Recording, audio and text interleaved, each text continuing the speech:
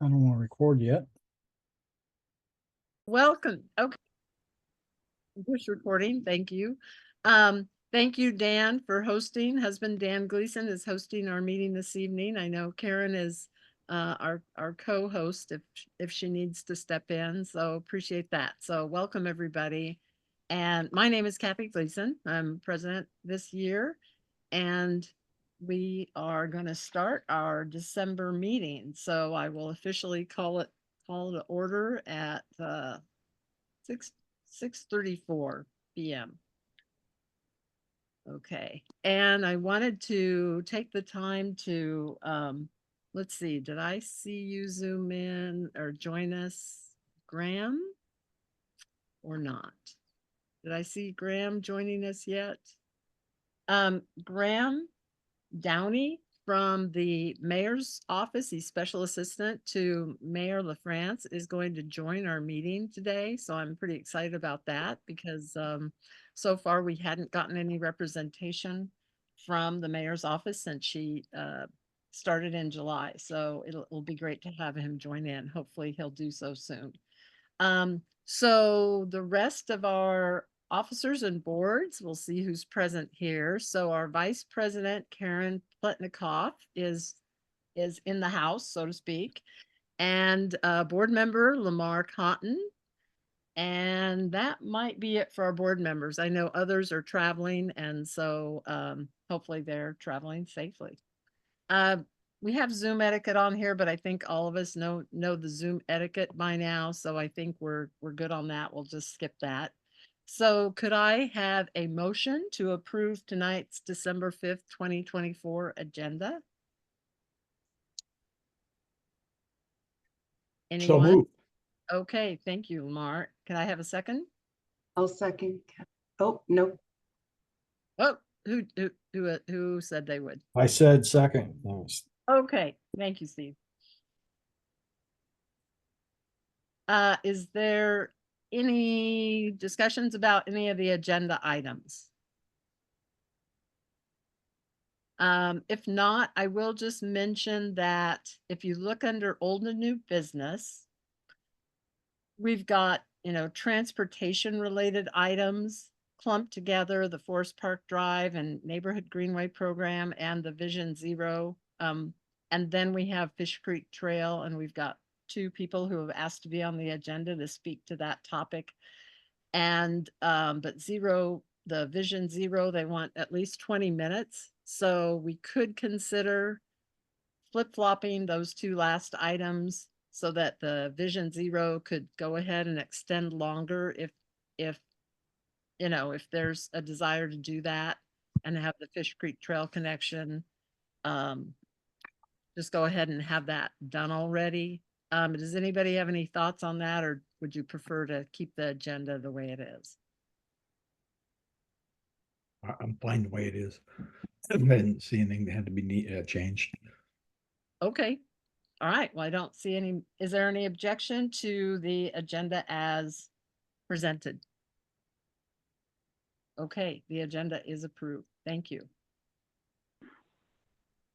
I don't really have any announcements. Sometimes I do, but I don't have any particular announcements, except I hope everybody's Thanksgiving went well if you traveled or stayed here in your hometown or wherever you live. So does anybody have any announcements they'd like to share?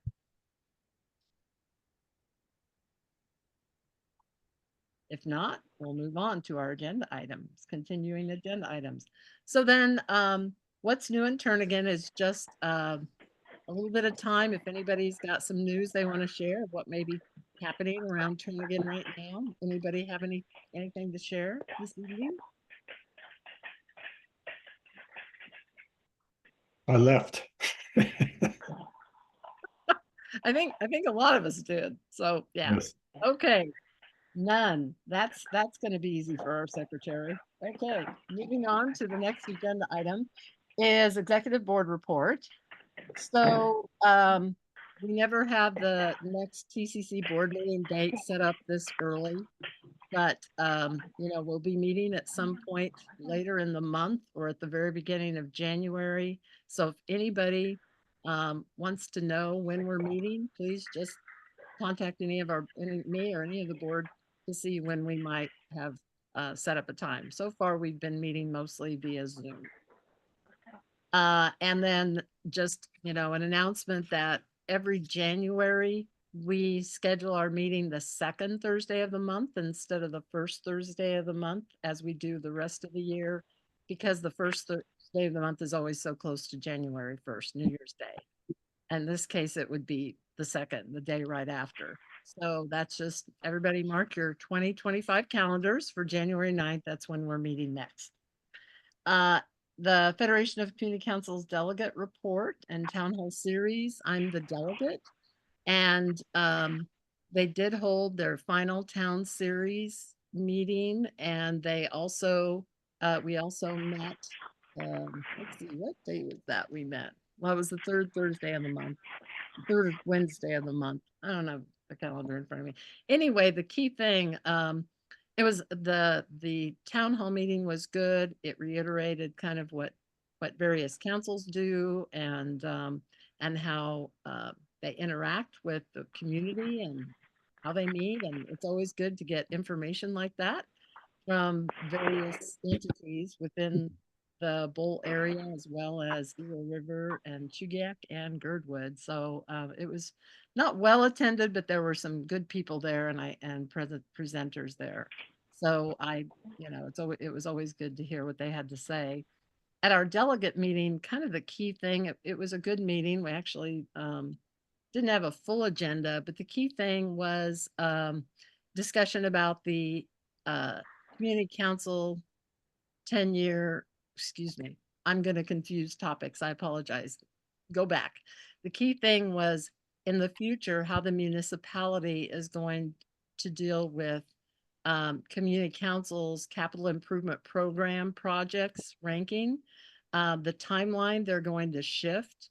And so at some point, maybe in January, they're going to come out with CIP lists and provide them to community councils so that we have like at least a couple of months or so, maybe into March, to get our ranking done and review the list and modify as per each council might want to do, so that the whole process of providing CIP lists, approved CIP lists to various entities who take a look at these, they'll just have more time. Traditionally, it's been June 15th, but now it looks like they want to bump that up a couple 3 months. And so we'll get more information in January, I'm sure, when we're provided the initial list, where then the councils will put it on our agenda to review and rank those and provide that information. And so at the January community council meeting, I believe, we're going to actually get a presentation on a hands-on how to input stuff. I've had trouble the last couple of years, and I've done that for many years and never had a problem. In the last 2 years, I get timed out and I was kicked off, and I'm not alone. About half the councils were not able to submit their CIP rankings for 2024. So hopefully that's going to be improved. I'm looking forward to that. So welcome to those who have joined in since we started our meeting. Thank you so much for participating. So then the next agenda item is the TCC 10-year boundary change proposal, council boundary change proposal. So we've talked about this at our last meeting with regard to the 4 items that that have been proposed that fall within our boundaries. And informally, we discussed that we, support a couple of them we oppose. And I've had communication with Tom Davis, and he said it's fine. The board said, I don't think we're going to be prepared with a resolution for this meeting, because we want to find out more information about one of the proposals, and that's reducing the coastline acreage for all the coastal community councils, from, downtown all the way to, Hillside or Platte, Ocean View area. And so Tom assured me via email that we can definitely have that on our agenda in January. And the public hearing won't be till later on in January. I'm not sure if it goes before Planning and Zoning Commission or the Assembly or just the Assembly.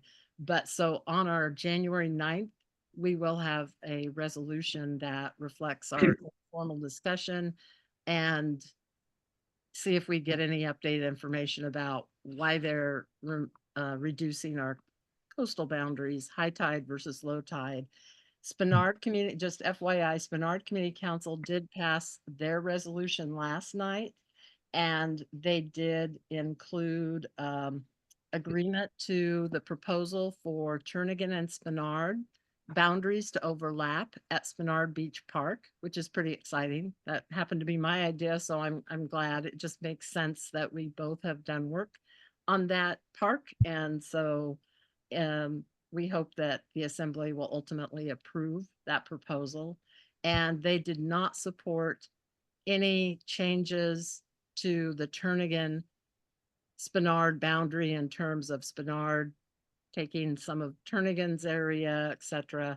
They did not pass that. So it sounds like we're in sync with Spenard Community Council, and we hope that that goes smoothly then for what we want to do next year. So if anybody wants to provide some input on that and work with the board on a resolution, just let us know, because that whole coastline thing could have significant impacts. We've identified multiple projects over the decades where development in the mudflats within our boundaries gave the council formal standing to provide input and be a part of the discussion.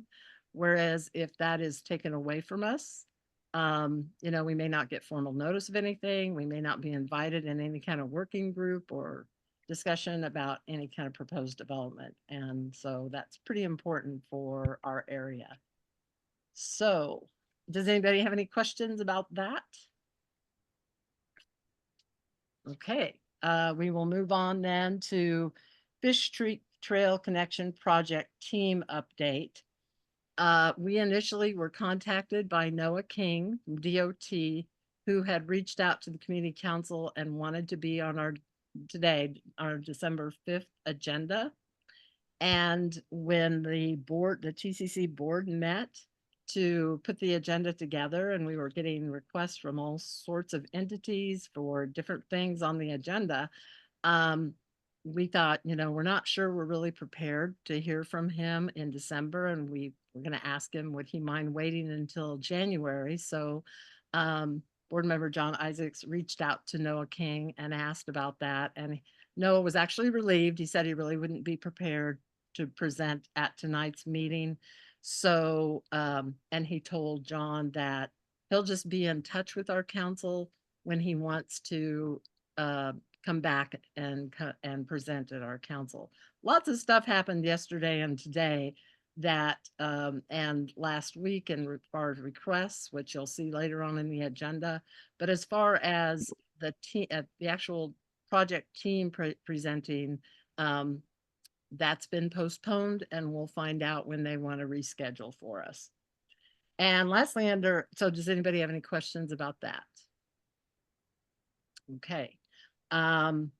Then the last item I have on executive board report is the recreational trail plan open house that was over at Spenard Rec Center on November 21st. And I attended and wandered around and provided some input on projects that are near and dear to us.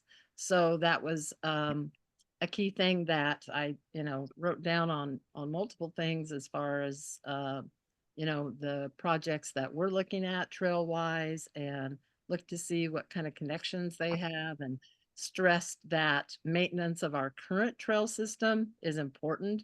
Specifically, I mentioned the connecting trail between Nathaniel Court and the Earthquake Park parking lot, and that stretch of trail is in really, really bad shape. And the folks who were sponsoring this open house were chatting about it, and they said probably that looks like a total trail replacement project rather than, just a rehab. And so they said, be sure and write that down. So hopefully that will become a high priority for our area, because that stretch of trail is I don't even know how bikers navigate that safely anymore. So priority for Turnigan. Anybody have any questions on that or want to speak to that? Thank Okay. you, Kathy. I Oh, appreciate that. no, thank you, Sarah. I appreciate that too. It was a fun event to go to. They had M&Ms where you would put a certain color in each bowl depending on you couldn't eat them. And I don't know who ended up what they did with the ones that everybody touched that they put in bowls to indicate projects and so forth and priority, but it was fun that they had M&Ms there. That's great. I Okay. missed that. I would have loved to attended. So thank you for representing us. Yeah, well, I just spoke with regard to the council's discussion about trail projects in our area, and that was a fun event to go to. Okay, so do we have an assembly? I've got it. It's great. We have 27 people attending already. Thank you, everybody. And if I could please ask board members to help me keep an eye on things. And if anybody has their hands raised, point it out to me, interrupt me. I give everybody permission to interrupt me to see. I don't want to miss anybody's hand if they're raised. Do we have Anna or Cameron online? I'm not seeing anybody, but am I missing Cameron or Anna? Are either one of you online? Doesn't look like it. So we'll just see if somebody, one of our two assembly No, they're reps not. join us. They're not online. Okay, thanks, Dan. And then we might, interrupt to give them the ability to speak. And Graham Downey, since you are now online, thank you and welcome. It was great to hear that you'll be attending on behalf of the mayor's office, special assistant to Mayor LaFrance. So we really appreciate you joining us this evening. So welcome. Hey, all, thanks for having me. I don't have an official report or anything for you all today, but happy to answer questions. And I saw your agenda had lots of exciting things on it. And so all things I'm tracking on the transportation side. So happy to listen and answer questions if I could be useful. Okay, that's great. And do you think, I know council's talked about this at the FCC delegate meeting about mayor representation at council meetings and how likely that would be. And the answer was probably not anytime soon because there's a lot of requests and still trying to figure things out. So I assume that's probably the case for the time being. Were you thinking the mayor herself? Well, yeah, either her or representative. Sure. Yeah, I'd love to attend when, we have a couple different special assistants in the mayor's office who have different policy areas. So when your agenda is dealing with housing or transportation, I'm happy to come. When you're talking maybe a little bit more about homelessness or health, we've got Thea and Farina, and then Nolan's, got a big bucket of work in terms of the sales tax and all, housing with me, and also, so we're happy to try to make sure we have coverage when you all have questions and concerns. And then I know Marie in our office is working on all the boards and commissions and especially focused on the FCC. So we're going to try to have a schedule and make sure we get someone coming regularly for you all. But if there's ever, hey, we really want to hear from the mayor on this topic, like, please don't hesitate to reach out. Okay, that sounds great. Yeah, we might put you on speed dial. You never know. But thank you and welcome. I'm glad you're here this evening. Okay, do we have our school board representative, Dora Wilson? Is she on? Dora, have you joined in? She attended our October meeting, but she didn't our November meeting. So I know the school board has been pretty busy deliberating about school closures and so forth. So I don't see that Dora is attending this evening. So our agenda is moving on fairly quickly. But we did have a good discussion last month about Lakewood Elementary. And Glenn, are you here this evening?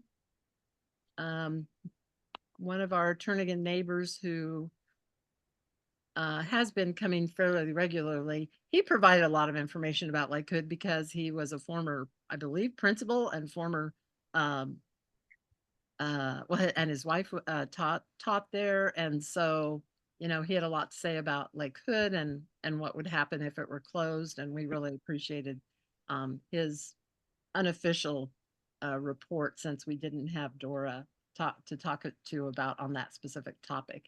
And I guess all of you probably know that now the board at this point has taken, I believe, 3 schools from the 6 that were originally identified as to be closed or reused for some other purpose.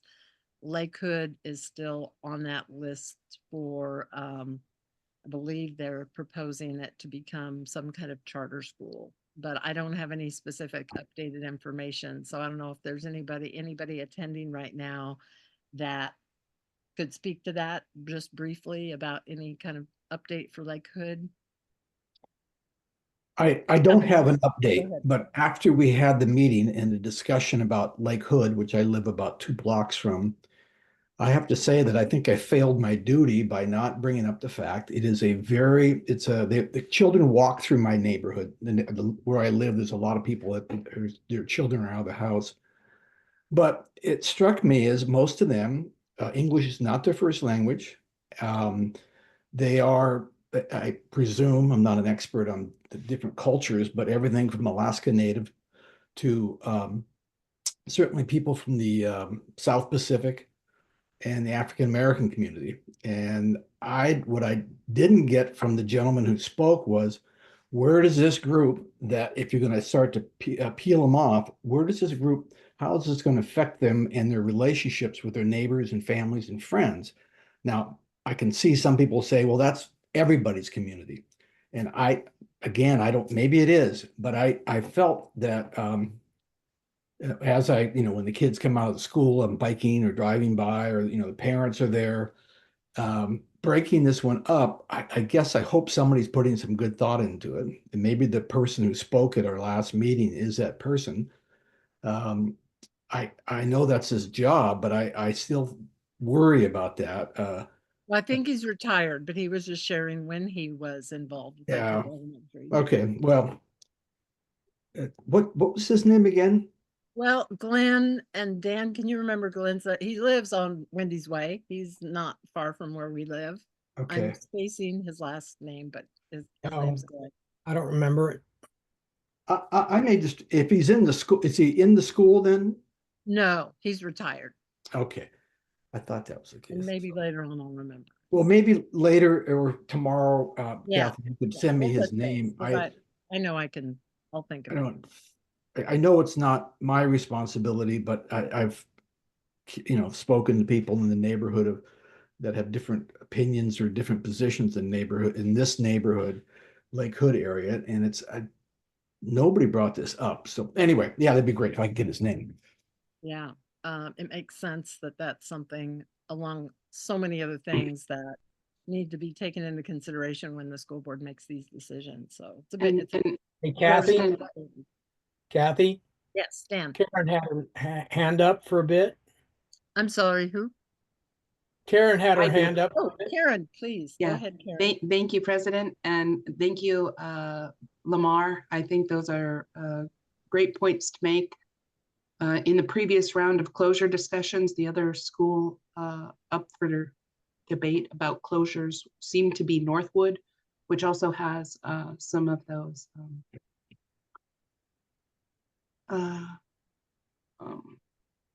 cultural diversity. And in the case of Northwood, some of the discussion was centered around economic opportunity issues that make a school closure potentially particularly problematic for them. And I just want to offer to help tie back our assigned school board member, Dora Wilson, on this discussion and see if we can't facilitate that, because you bring up really good points. And it definitely seems like the school board's interested in something in our area, whether or not it's in our footprint or just next door. So there's, regardless of how it moves forward, we definitely need to be engaged. And thanks for bringing that up. Yeah, certainly. Yeah, any updates that they may have?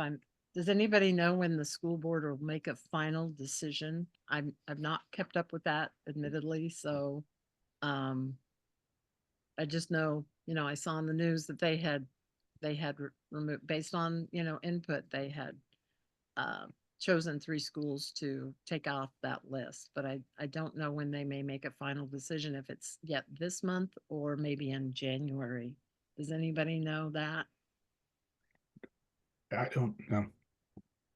Okay, But- well, those who are interested, This make is sure Pat. you- I think Oh, it was, I think it is in December that they're supposed to make that decision.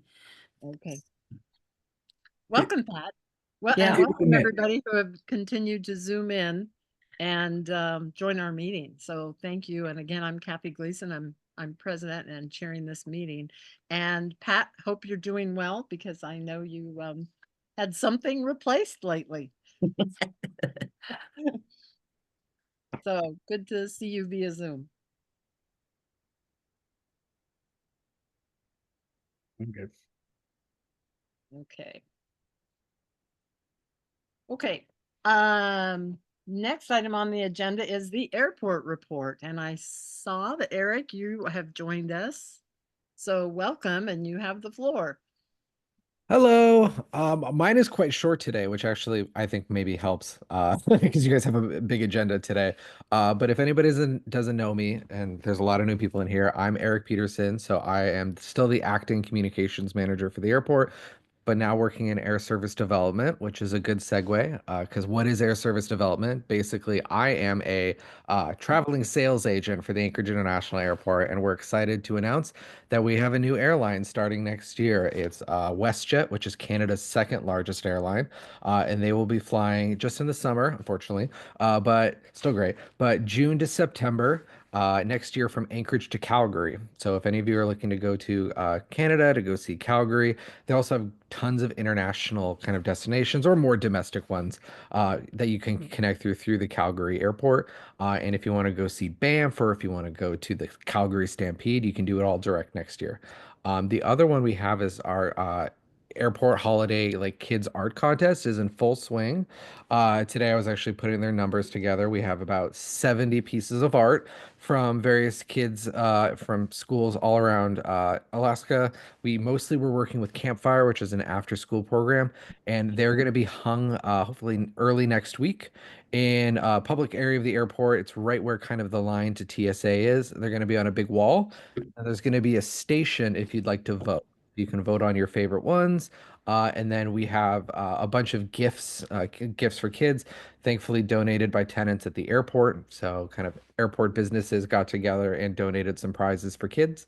So if you want to come and vote, if you happen to be, it seems like a lot of people in the Turnagain Community Council are traveling right now. So if you're already in the airport, please swing by and send a vote for your favorite one. And then other than that, we'd like to, of course, always say it's the holidays. So it's a very busy time of year at the airport. We kind of we're still busiest in the middle of summer just because we're such a seasonal airport, but this is another busy time for the airport, especially December. So make sure, I'm guilty just as anybody. Sometimes I show up to the airport a good only 50 minutes before my flight when it's a slow season out of Anchorage Airport. Don't do that. Don't follow me. Please come a little bit earlier right now because it's a busy time. So please make sure to come early, check your flight status, and go see some of our amazing kind of tenants, restaurants, that kind of stuff.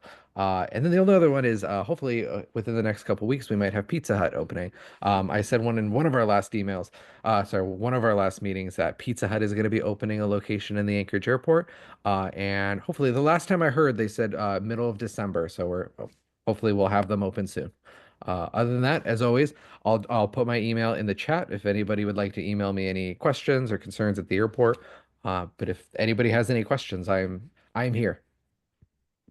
Okay, thank you, Eric. Anybody have questions for Eric? I'm not seeing any hands raised yet. I have a couple questions. One, so what concourse would Pizza Hut be located in?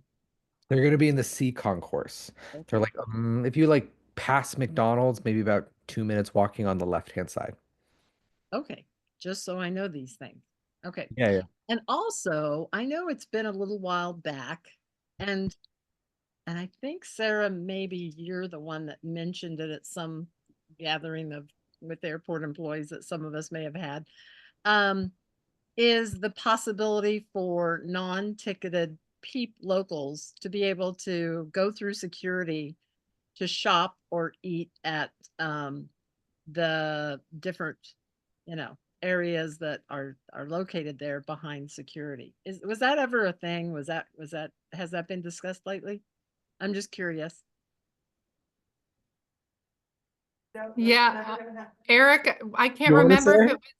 it was, I can't remember if it was you or maybe when Ruth was doing these, but under Craig Campbell, he did have, he was pursuing that, but we're not currently pursuing it, under the interim airport manager. They might again when they find an airport manager, but, it's paused for now.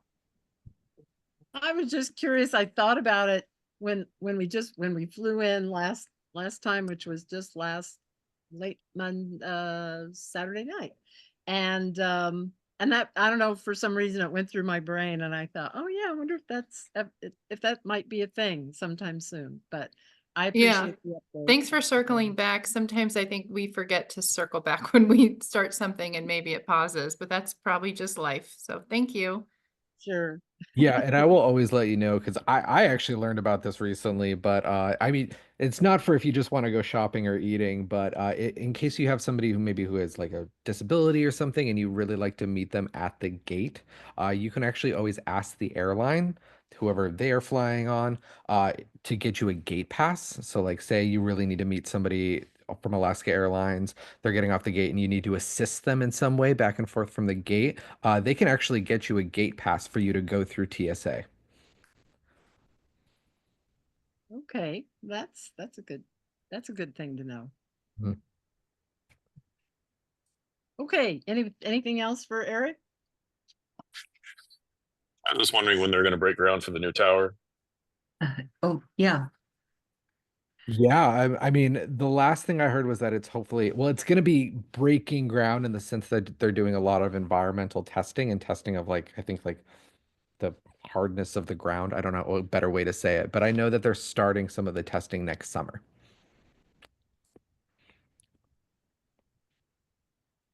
Okay, testing next summer. And that's on the old Charlie GA parking location. Yes, yes. But I don't think like any actual official construction starts until the summer after that. So summer of 2026.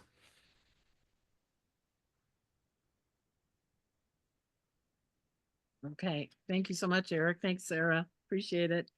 Thank you. Okay, so now we're under old and new business, and we just the board has decided a little while back that we'll just combine those because sometimes they bleed into one another.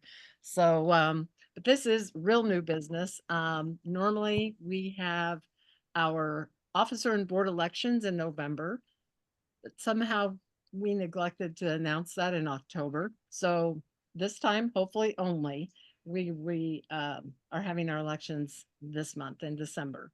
So all of our positions are one-year positions: president, vice president, secretary, treasurer, and 2 at-large board positions.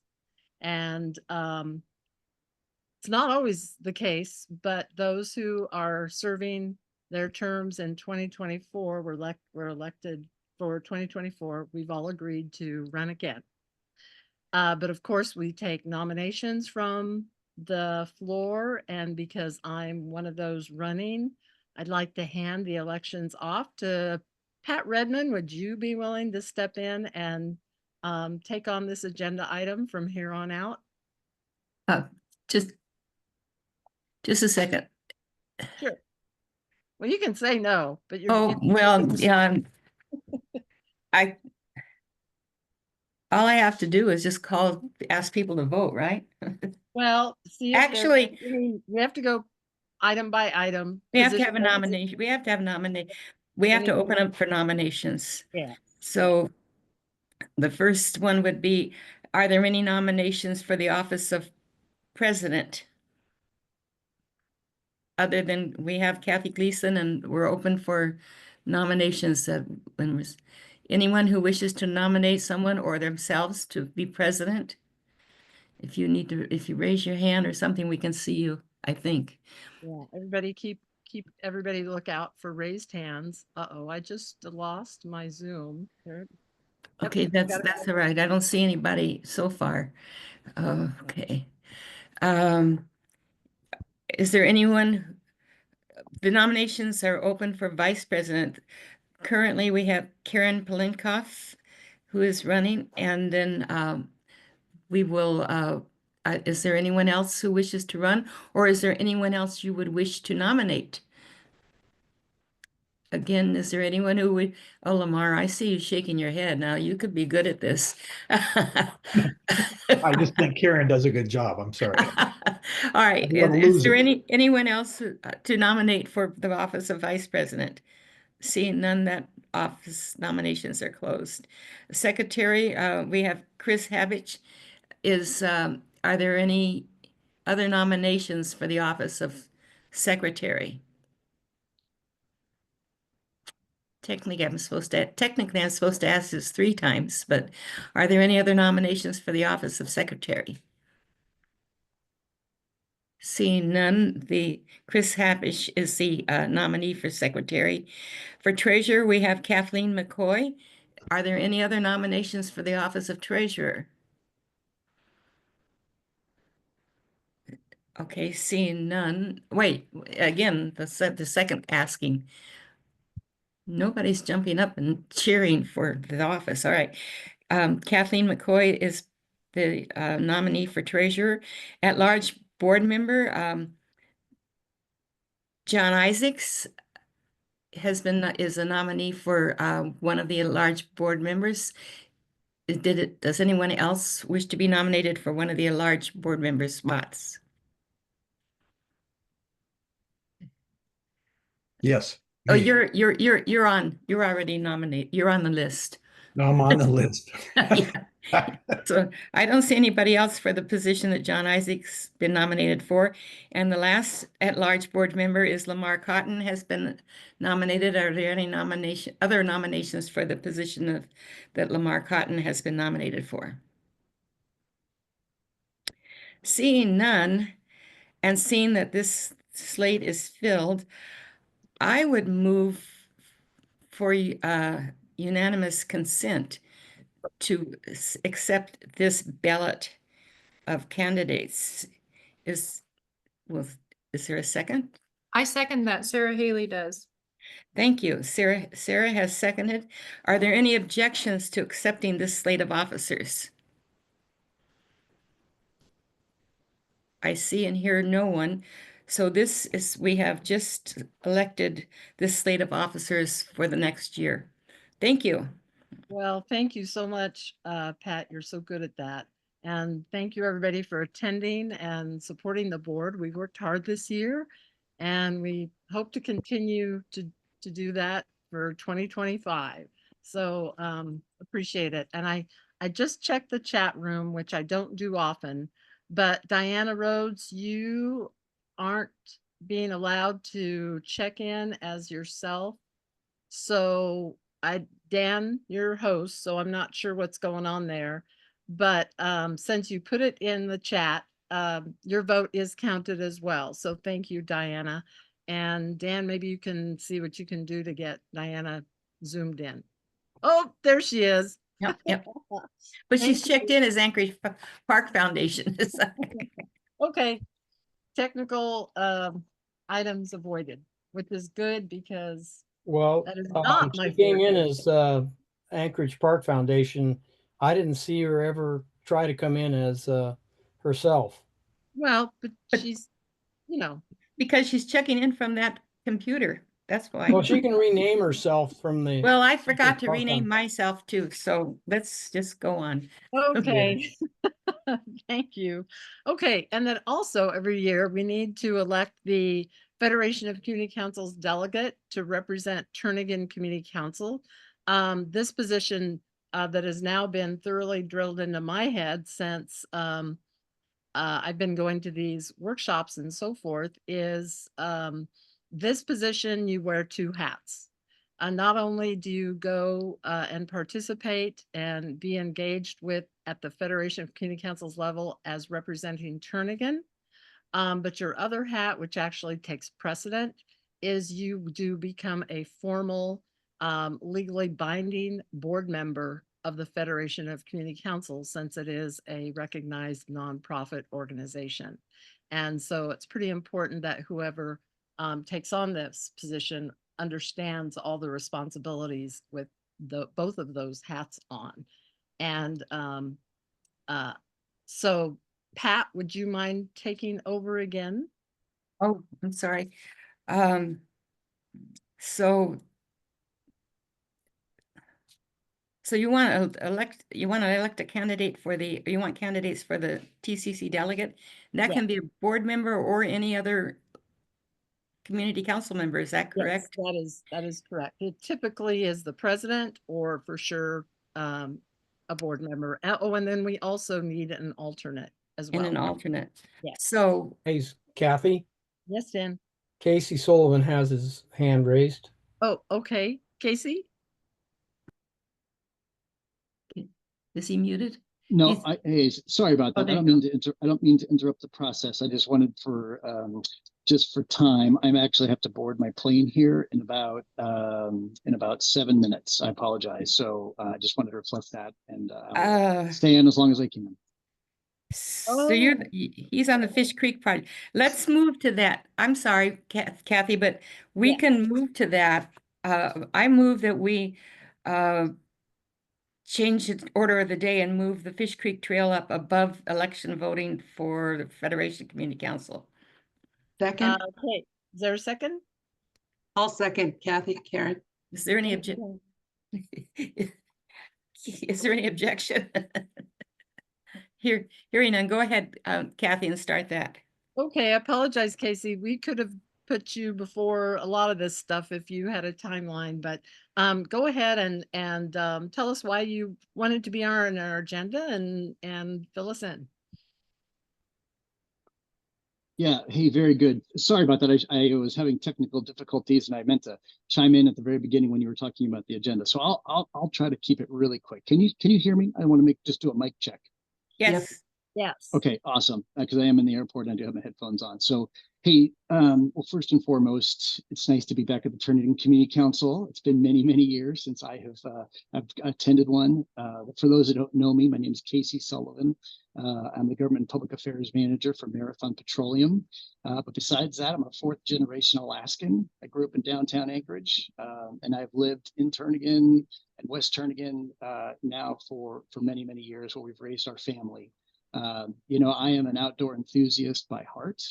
You can find me running, biking, or skiing year round on the coastal trail, mostly on the west side. And so it's really my pleasure to kind of just spend a couple of minutes with you today to talk a little bit about the Fish Creek Trail, and specifically Marathon Petroleum's pipeline, the importance of that pipeline, and sort of our concerns with the current proposed alternative.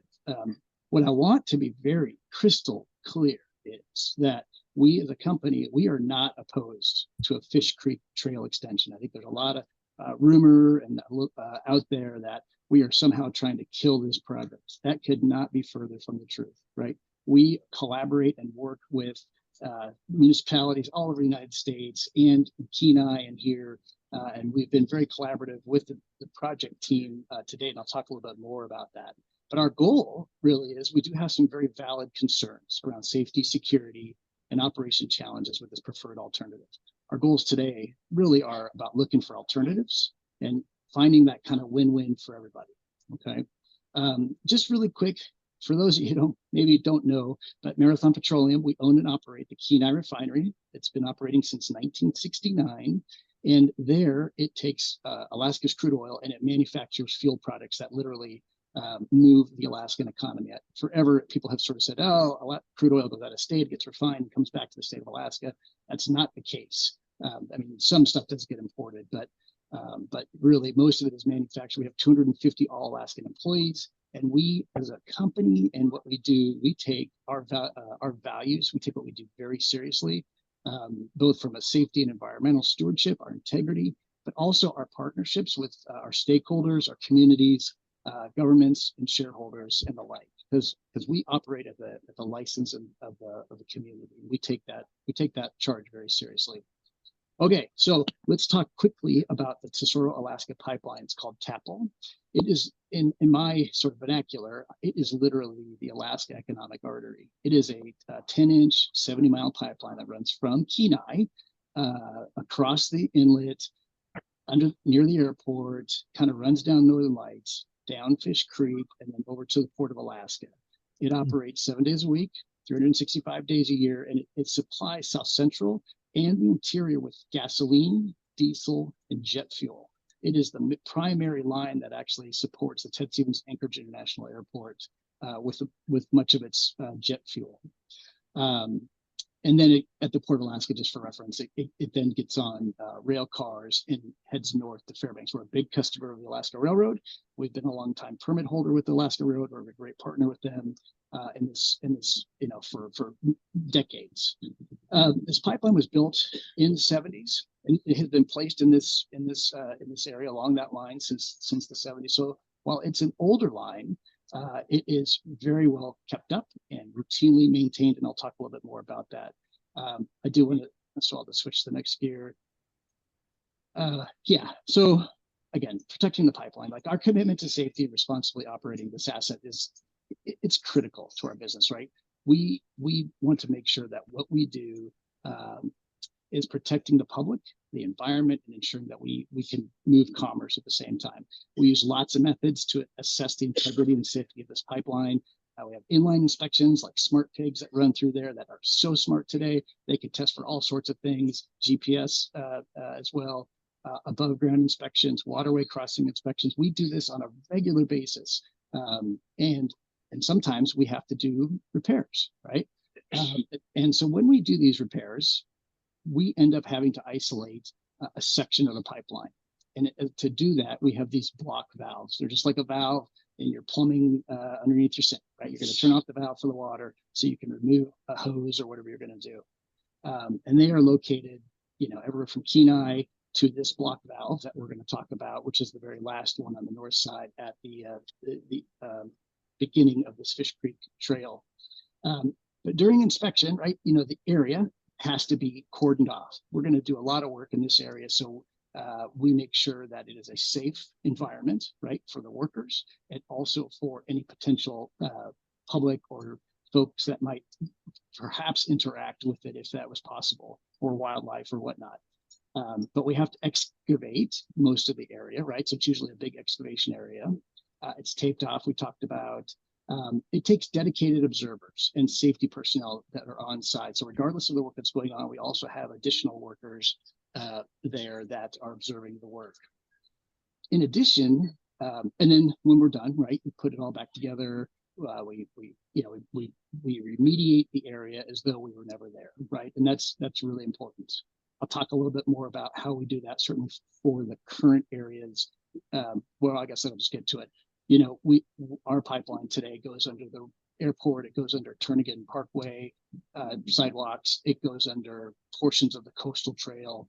And so in those particular instances, like what we do here is also really critical, right? Again, safety of the public. But we have to put it all back together, right? So we're putting the sidewalks back together, and we're putting the coastal trail back together, so at a much greater cost than areas that might not have those different surface types.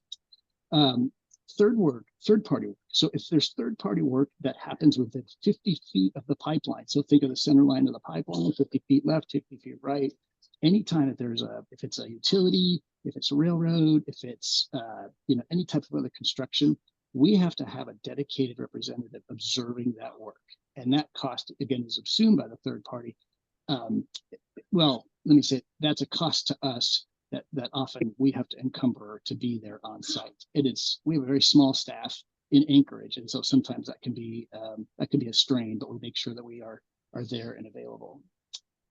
Okay, I'm going to switch gears. I'm sorry, I'm a fast talker anyway. And I know I'm giving you a lot of data here really quick. So thank you for bearing with me. Let's just talk about the engagement timeline. So Marathon has been a good partner. We've been at the table with the project team since late 2022. they called us and basically said, hey, we're going to do this. We're going to do this coastal trail, this trail. It's going to go over your pipeline.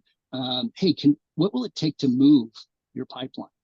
And during that time, kind of again, this late September 2022, November 22, we spent a lot of time with them, mostly providing them data sets. They wanted to kind of see where the pipeline exactly was, et cetera, et cetera. And so mostly from a technical fashion, right? We weren't having stakeholder related type discussions, hey, what are your concerns? What keeps you up at night of this particular thing? It was really like, hey, we want to talk to you about moving this thing. Then at the end of 22, before I go, I'll just say a shout out to kind of CRW and those folks. Like they have been very professional with us. They've been very engaging. They've been very patient, kind of back and forth and a lot of this stuff. And they would say, I hope the same about us, that we've been a good partner in much of this technical conversation. At the end of 22, there was about a year break. We just sort of dropped off. We didn't hear anything from them until September of the next year, 2023. And in that time, again, same sort of thing. Hey, we still want to move that pipeline. What do you think? We provided them an estimate at that time. It was in the tens of millions of dollars. And that was sort of a non-starter for a variety of reasons. We continued to have some meetings with them, again, mostly technical. Hey, can we come out and look at your line, et cetera, et cetera. And we worked with them the best we could, given our time frame. Quickly fast forwarding to 2024, in 2024, they came to us and started to show us some really structural elevations about, hey, this is really what we're thinking about this, where this is going to go and how it's going to look in relation to your pipeline. And at that time, we as a team and as a company, we really need to take a deeper look at really where is this pipeline? Where is the trail going, and how is it going to interact with our block valves and our pipeline? And over that summer of 2024, we came, upon that review, with some significant concerns, both about, again, from a security perspective, from a safety perspective, and from an operational challenge perspective. Let me just switch gears. Sorry about that. All right. Bear with me. I'm just kind of looking at my slides here.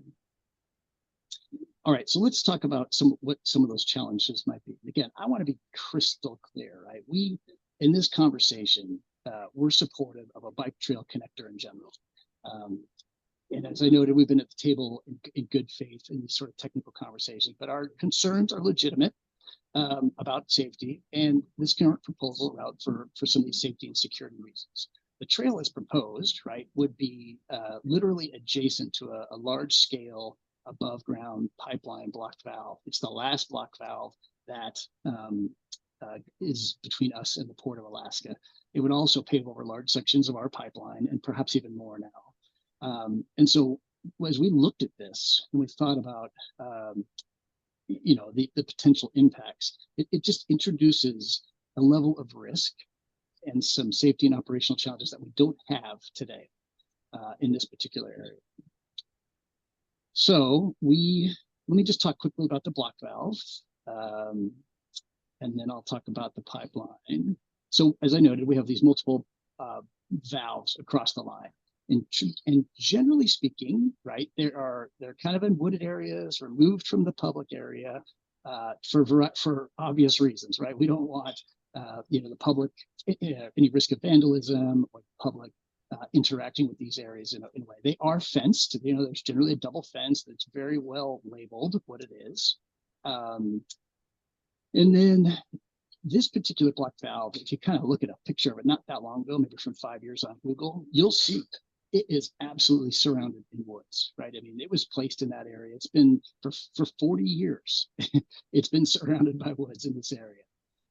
Recently, we did see a little that cooking housing development go in, and so there is a little bit of a small apartment with a little playground now just adjacent west of this block valve, and so we do see some more exposure today than certainly we have over the last 40 years.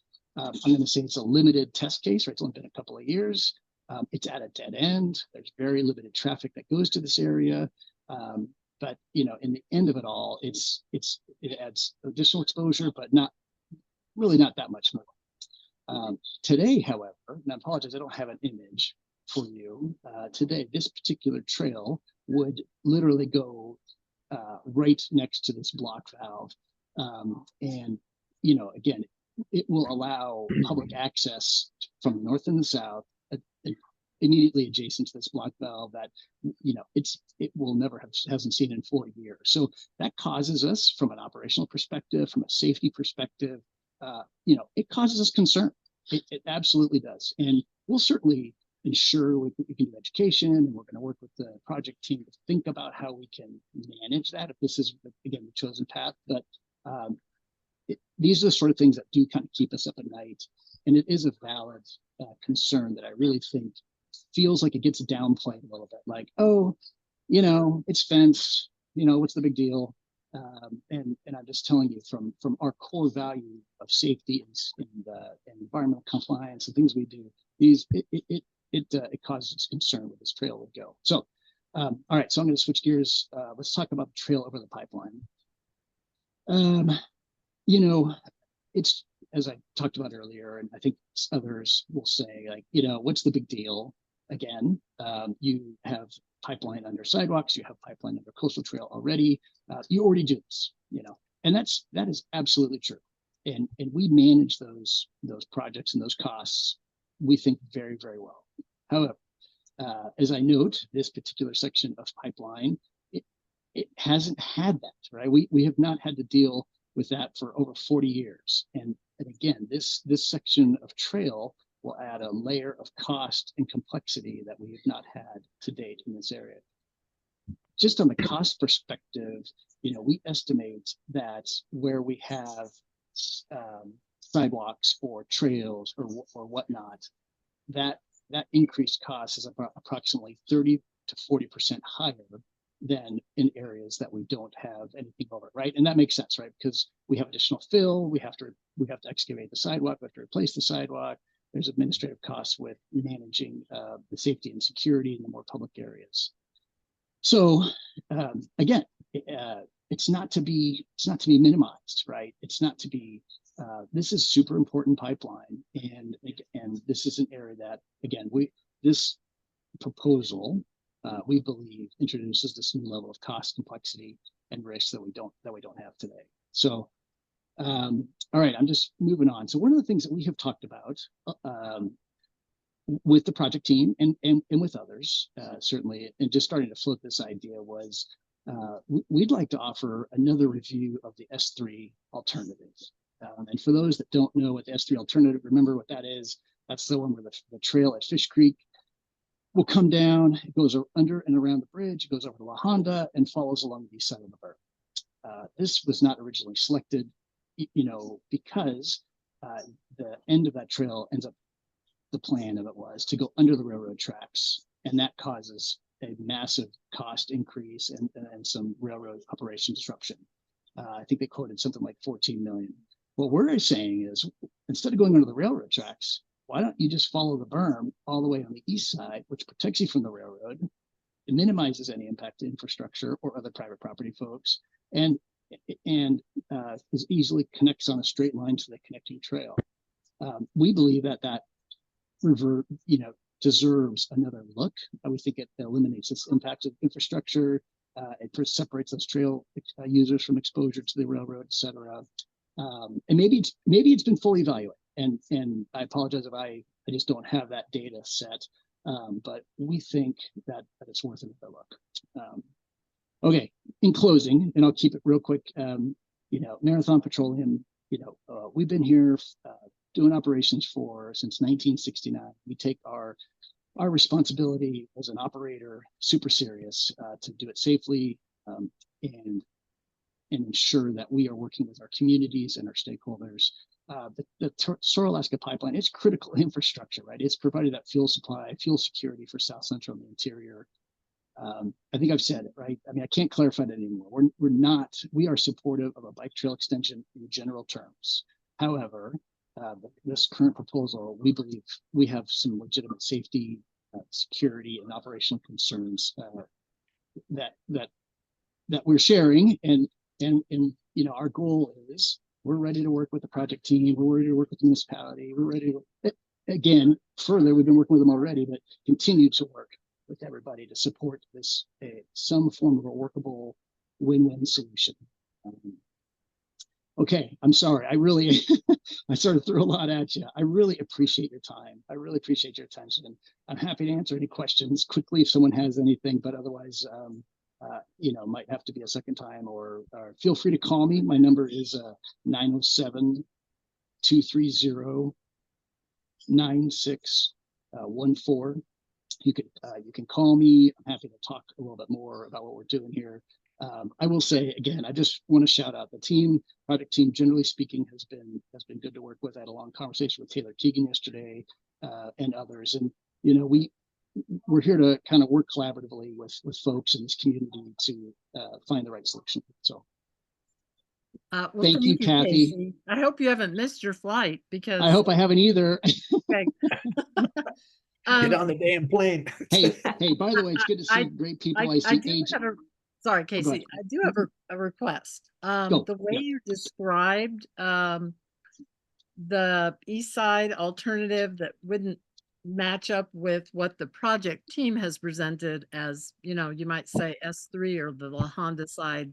Do you have any kind of, even if it's a sketch on a napkin, you know, a visual for exactly what you described verbally? Because I couldn't get it all wrapped around my head without, you know, a visual. And so has Marathon provided the project team with kind of a sketch of some kind of where you would be proposing that trail would be located?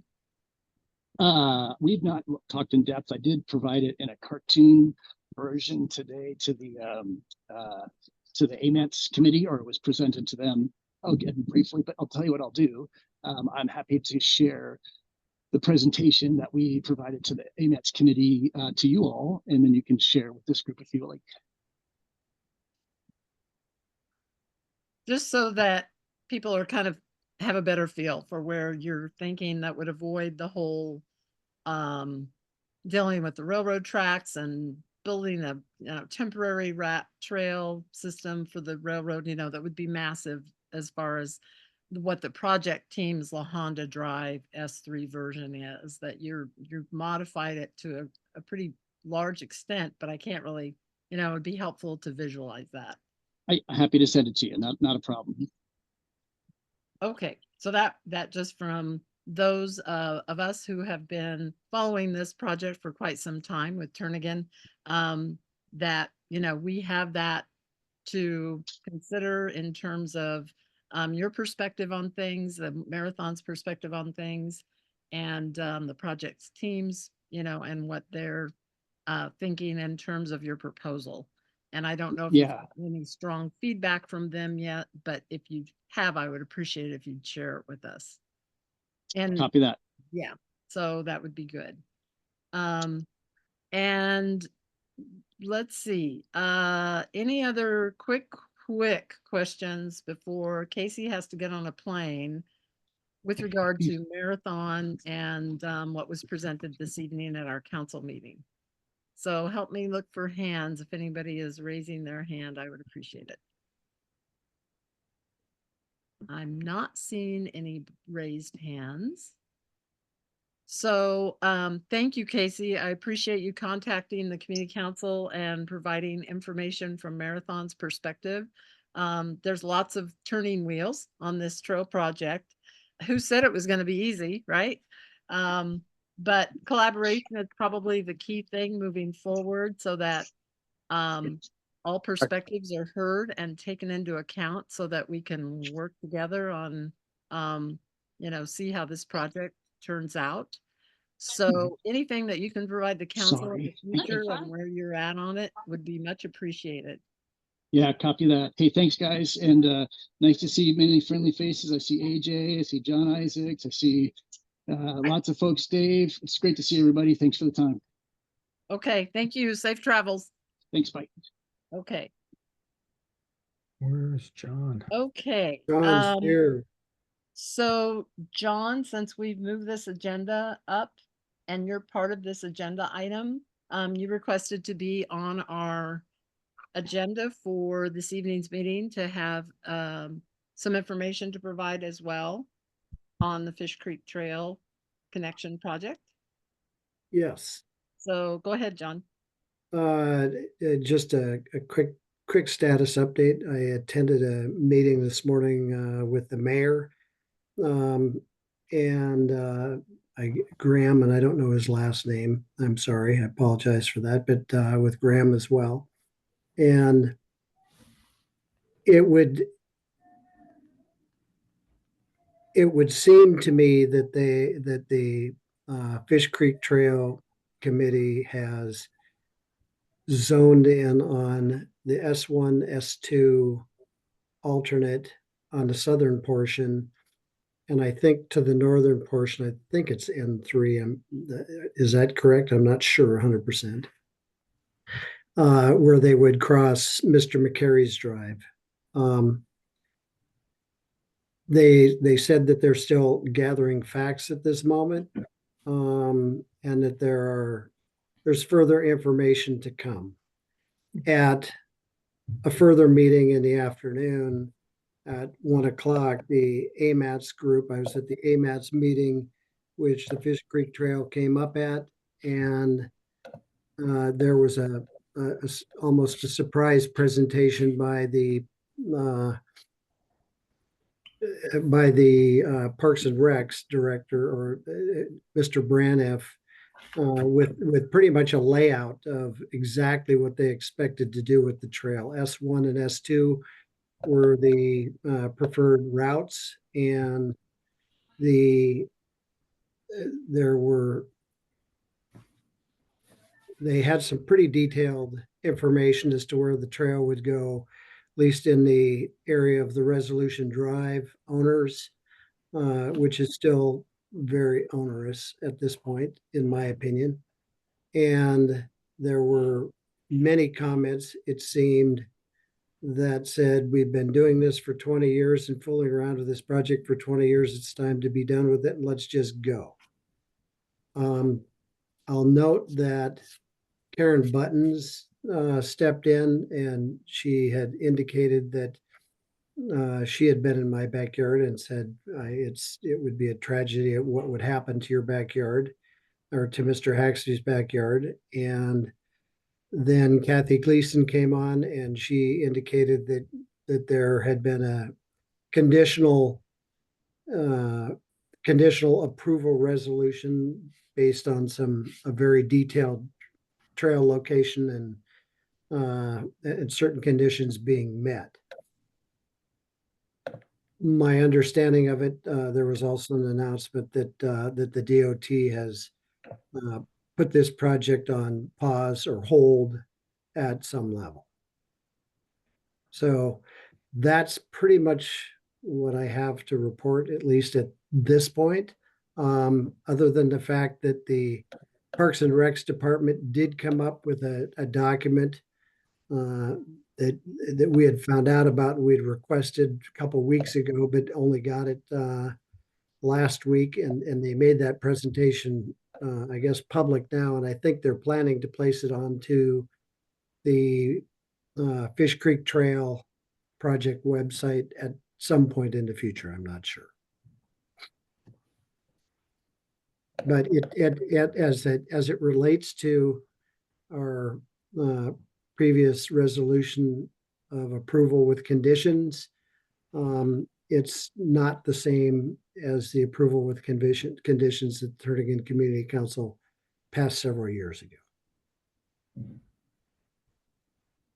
So that would John, could you clarify what you just said? Did you say that the project team was going to post something on their website, or has?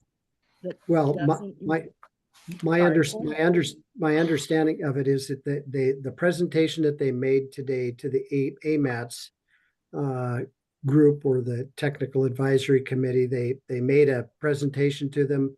It was probably 40 to 50 slides long, included a lot of some detailed sketches and locations of where the what would I say, the recommended route or their chosen route or number one desirable route is where it's located with respect to private properties and with respect to the pipeline. And that they had, I believe that somebody said that they would publish it. I'm not sure who made that comment, but that it would be published to the Fish Creek Trail website. Okay, thank you, John. I'm Yep. not sure. Yeah, thank you. Keith Um, Field has his hand, Zach Field has his hand. Okay, let's see. Okay, Zach, yes, go ahead. Yeah, and I was going to cover some of this in a legislative report, but I guess there wasn't one this week. So Oh, I apologize. it's all good. Oh my gosh, I apologize. That You're good. So there was, I think as everyone on this call knows, there's a very long history of this project, years and years of planning, hundreds of citizens involved, 4 rounds of all of Anchorage voting to advance this project through the process. I have not been involved in preferred routes. I know a lot of people in West Anchorage have, and by the way, my district includes part of Turnagain. That Fish Creek is basically the border of my district and Jenny Armstrong and now Carolyn Hall's districts. I see my role as supporting completion of an essential missing link in our transportation network. We have had almost 1 pedestrian killed every other week in Anchorage this year. It's outrageous. As you all know, there is no alternative for a safe north-south access other than finishing the Fish Creek Trail. So, you know, many people have been involved with choosing the preferred alignment. As I understand, it has been driven by preserving the estuary and being economic. So I just want to note, when people say choose the S3 alignment, it is orders of magnitude more expensive. And what I'm concerned about is it looks to me like a tiny handful of people who don't want a trail behind their property are trying to kill the project by bringing up spurious concerns about a gas pipeline, which frankly runs through many neighborhoods and is proximate to many other transportation corridors. And if we go down this road of delay, and then, oh, pick one that's orders of magnitude more expensive, the project will never get built. And what's at stake there is connectivity for thousands of families. So I understand Mr. Haxby doesn't want a trail behind his backyard, but we have to keep in mind there. Zach, I would appreciate if you don't attack others who have legitimate concerns and just stick with what you'd like to tell the council in general about this project. And I think you've covered it. You're obviously Kathy, what I'm saying is that if we allow it to be delayed for an alternative that is not viable, then that in fact kills the project. And the point I want to make here is there are a bunch of families for whom connectivity is very important, and a bunch of families, working families with kids in Spinard in particular, who work multiple jobs, don't necessarily have to hop on a community council call. So I wasn't done. Carolyn Hall and I did write a letter to the AMAT's Technical Advisory Committee, urge them to continue the project. I talked to the DOT Transportation Commissioner tonight because I wanted to understand, what is the department doing? What decision has or has not been made? And what he told me is that they are looking at safety issues with Marathon. So as far as I'm concerned, it sounds to me like DOT has not made a final decision. I would say, if you care about this project, you know, I think this is a lot like a lot of projects where a small handful of people try to kill a project using insider connections. And if the public speaks out, the project will move forward. And if the public does not speak out, then the project will probably die. And that's where it is right now. Okay, thank you, Zach. Just in response, Turnagain Community Council has been engaged with this for quite some time.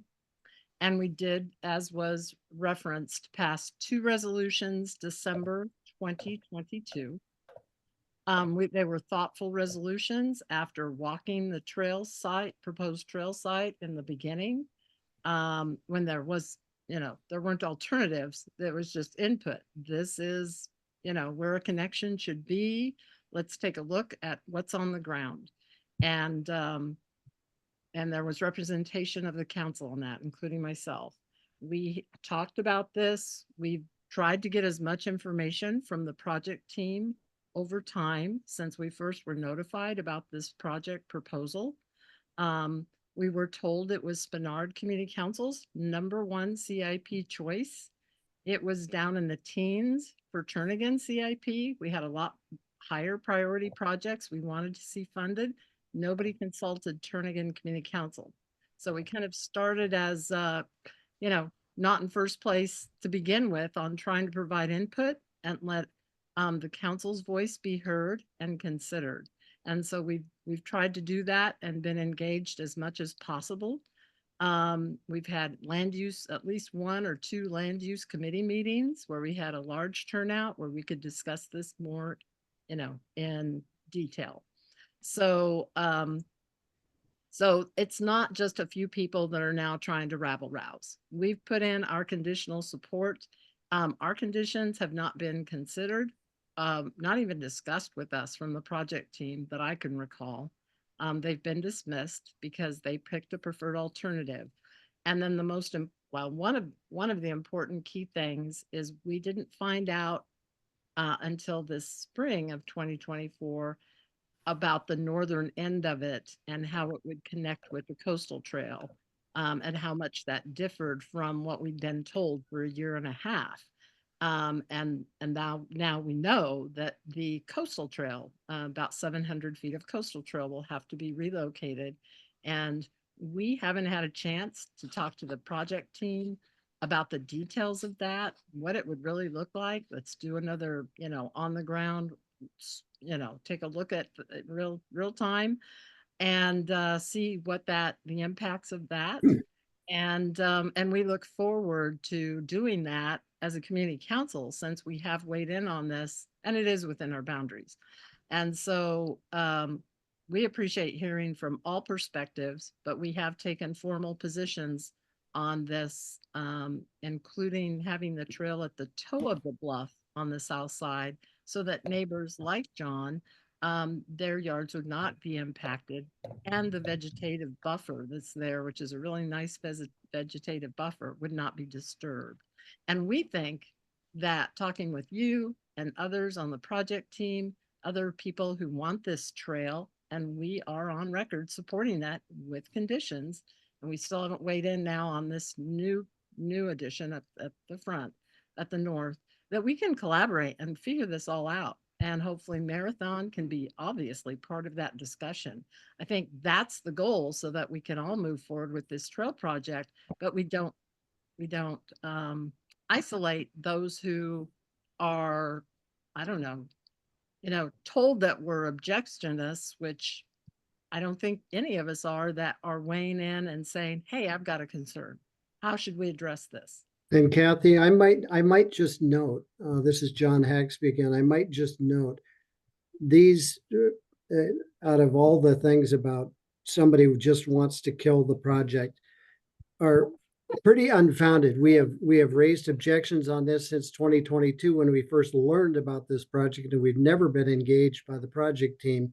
Personally, they haven't walked our property like the Turnagain Community Council did themselves. And that was it, which was very welcome. So it's not like just not in my backyard, but hey, come look what it's going to do to all of us people on this street here.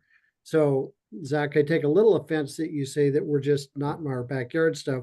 I was part of the Turnagain Community Council resolution process and conditional approval, and it was very detailed, and it has been ignored. Okay, anybody want to weigh in on this at this particular time? We don't intend on taking any action tonight. There's nothing before us to take action on. We just wanted to have those that contacted the council and wanted to be on our agenda to hear what they had to say. It is somebody already referenced. I did provide some input earlier today at the AMAT Technical Advisory Committee meeting, and this project was on the agenda, and I represented Turnagain and the resolutions that we did pass in December 2022, and asked that we be able to continue to collaborate and have our concerns addressed and work together to make it possible. And so that's where Turnagain is at this point in time. Kathy. Yes, Dan. Carolyn Hall has her hand raised. Yes, Moser Carolyn. has her hand raised. Carolyn. Thank you, and thank you for this opportunity. I have not been intimately involved in this project. Even though I am a Turnagain Community Council member and have been for a number of years, I have not been able to follow this project very closely. I think it's really important to make sure that we are examining the collective good and the will of past Anchorage residents and when it comes to the public planning of this process and making sure that we are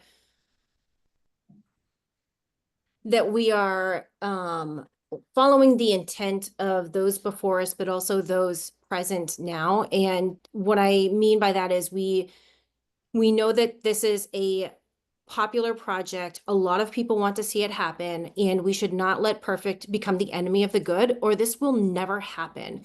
And this is something that I have observed over my time living in Alaska, where my perspective is that we are very good at kicking the can down the road instead of investing in ourselves and making sure that we are creating a livable, attractive place for everybody in our community. And I just hope that, you know, there's never going to be a perfect project, but we all just need to give a little bit. And I think it's really important to make sure that those, especially who are living in underserved communities, are having the same connections to the livable, attractive place that we all want to be. And that means having access to trails and access to healthy living and healthy recreational activities. I'm in a position right now where I have a lot more conversations that I need to have with gathering more information to have a better understanding of the project. But I just want to let people know that, you know, from my perspective, this is a community priority, and we need to be making sure that we're moving forward and not letting this project die. I think it's really important to our community. Thank you. Okay, thank you, Carolyn. Does anybody else would like to weigh in briefly? Okay. Yeah, Kathy, Matt if and Graham have their hands up too. Okay. Sorry, who was just speaking? This is Matt Moser. I live on Warrensoff Drive, and I'd just like to speak to the benefits of connectivity for our kids and our neighborhood to be able to go visit and family friends using these trail systems, getting outside year round. I think it's also a safety issue.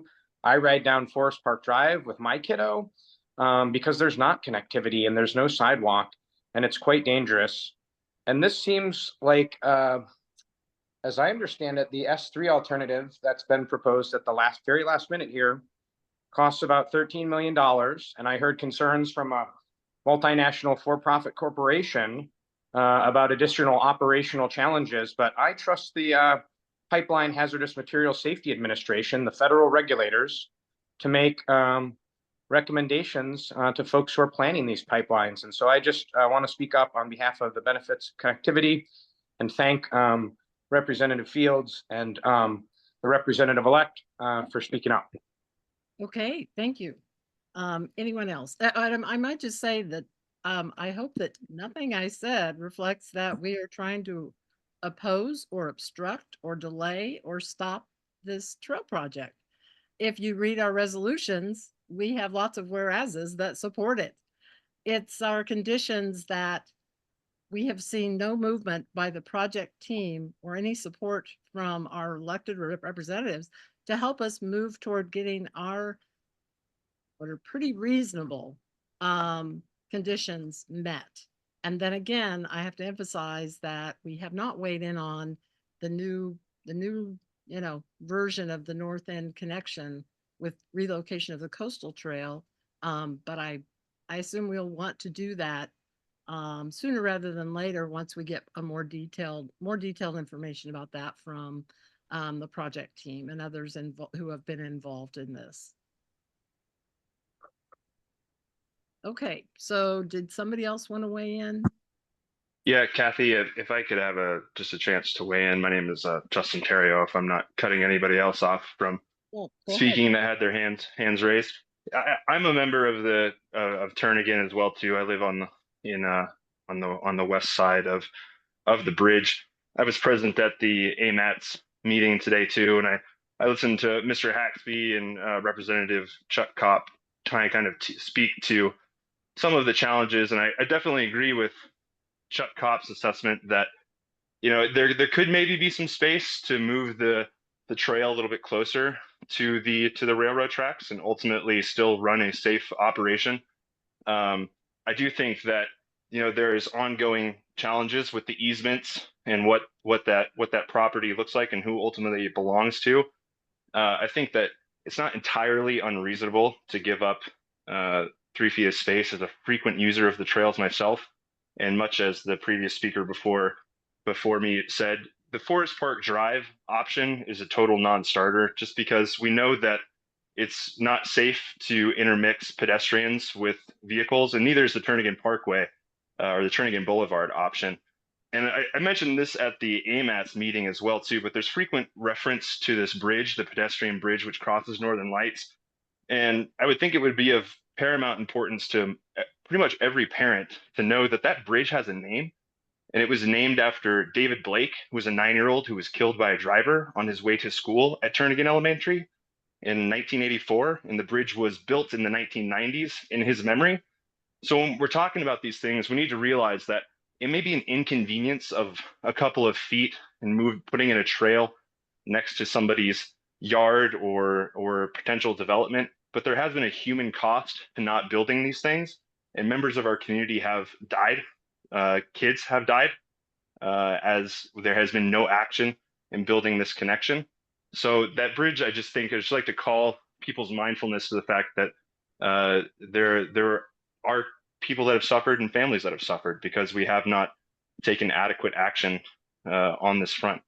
And I think that there is, I like Representative-elect Carolyn Hall's statements that, we can't let perfect be the enemy of good enough. So I totally agree with that.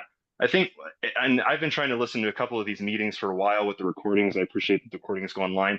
I think that maybe some of the frustration with some of the Turnagain Community Council members or just neighbors might be is just the goalpost. I feel like when it comes to the conditions, do those move? Do they shift a lot? Because I've heard reference to this north end of the trail being bumped out into the mud flats. And I mean, the entire trail along the coastal trail is along the mud flats. And if it's something that would ultimately increase safety up there, I guess I'm just not sure what the concern is with the north end of the project. Yeah, if I may respond, I don't know if there's any concern. We just don't know the details. We haven't been presented with anything. So it's hard to weigh in on it, as we have with the rest of the trail with 2 resolutions that we passed 2 years ago. Until we have more information, there may not be any concerns. I can't speak to the concerns because we don't have enough information really to weigh in on it at this point. Gotcha. Sure. And I wanted to thank actually too, Representative Zach Fields as well for just his time and presence at the AMATS meeting as well. I know that, we don't necessarily, there's disagreement amongst neighbors here on this issue. I just think it's important to continue to try to listen to one another's concerns for sure. And I appreciate his efforts and our newly elected officials and being present here tonight as well to listen. Okay, thank you, Justin. We have other hand raised. Okay, can you point me out here, please? Anchorage. Yeah. Hi, this is Diana. This is Diana Rhodes. Oh, hi, Diana. One of the things, hi.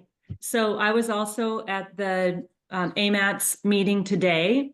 And one of the things, and I live on Forest Park Drive. So I don't know if anybody went down to go see the whale, but it was a madhouse on Forest Park Drive. Like for 2.5 weeks, it just really called into, for me, highlighted the reason we need this trail, because there were hundreds of people at all day and all night parking on Forest Park Drive, walking with their baby strollers and pulling wagons. And it was wonderful, really wonderful. And I thought, think of the capacity that we could have, to get to another way to get to the coastal trail and to get to some of our favorite restaurants and access the existing Fish Creek Trail. So one of the things that I learned today, though, in that meeting was, wow, the power of DOT to put a hold on this project. I mean, this is an AMATS transportation improvement project that people in this community worked very hard to get onto the transportation improvement program. And Kathy, you know how hard that is. We all know how hard that is to actually get a project onto a federally funded program. Decades go by. And for every project that gets on that 5-year spending plan, dozens of projects do not make it on that spending plan. So here we are. We started the process, the presentation today in 2022. I mean, and I know that everybody wants more information, but for me, what my takeaway is it's hard to give more information when you have one of your 5-member committee trying to slow it down and not give information. And then Marathon, I'm glad to hear they want the trail. You wouldn't know that because they have not allowed the project team to do what is called potholing, where you go out and you determine where the actual pipeline is. And we have on our committee, we have Anchorage Park Foundation has a trails committee. And on that trails committee, we have a guy who used to do potholing. His name is Mike Jens, and he was at the meeting today. And he's going to meet with Marathon. He's an old potholer, knows the language. And I'm excited that he wants to participate in this because he says that's just common. You'd use this piece of equipment, I don't even know what it is, and you does something that goes down in the ground and you determine where the actual pipeline is. And what we heard from Marathon today is that pipeline, they have been doing a good job with that pipeline. That pipeline goes from the Don Young Port, underneath Cook Inlet, over to the Tony Knowles Coastal Trail, along the railroad route, down Northern Lights, and over to the airport. So they have done this business, they know this business, they know how to do it, but they have not been able to allow the project team to do what they needed to do to determine where we can get that 50 feet here and 10 feet there. And when Mr. Haxby spoke today, that was really informative to learn that, if he had a little bit more room on one side or the other, we'd have it done. So I'll just say, I don't think the project team is preventing, not giving any information. They don't have all the details yet because there's parties in this process that are preventing them from getting the details. That was my takeaway. Okay, and so you're talking about connecting up to the coastal trail. There's parties that are slowing this down, I guess. Yes, the DOT in the meeting today, it was announced at the meeting today that DOT has said that this project is on hold. That's why they're not presenting. They didn't present today. They're not presenting. That DOT has put this project. And what does DOT have to do with the connection that goes up to the coastal trail and relocating it? DOT I'm just not is following what you're saying as far as DOT is the project team. DOT and Parks and Recreation are the two parties of the project team to determine the route of this trail. They are part of this federally funded project managed through AMATS, the policy committee. It's a 5-member policy committee.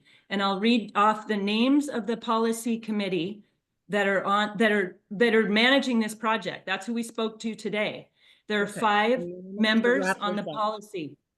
Anyway, it's the mayor, it's the commissioner of DEC, it's the municipal assembly, District 4, and Municipal Assembly District 1, and DOT and the mayor. So there's 5: DEC, Transportation, Mayor's Office, and 2 assembly members.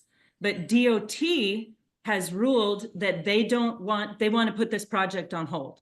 That's Kathy, what they told their staff is pencils down, don't work on it. That's the Right. problem that Diana is referencing. DOT commissioner has said to their staff, you cannot work on this project. And that's why Diana is saying they can't consult with you, they can't get details because DOT staff has been told to do nothing. Okay. That's the issue. When did they put a hold on the project? What timeline was that?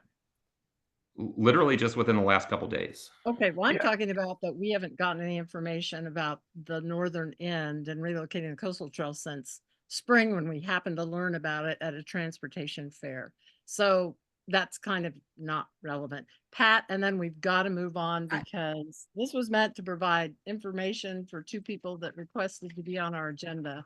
And it's morphed into an interesting discussion, but we're not going to be taking any action tonight. I so- will be quick. I just wanted to That's say, fine, Pat, go having ahead. been involved with the coastal trail beginnings, I mean, the very beginnings of the coastal trail, way back when, before we had a trail of any kind, people always objected and not in their backyard. So, and now we still have the coastal trail. So whatever, we'll work with people the best we can, but this trail connection does need to go through and we need to work on it.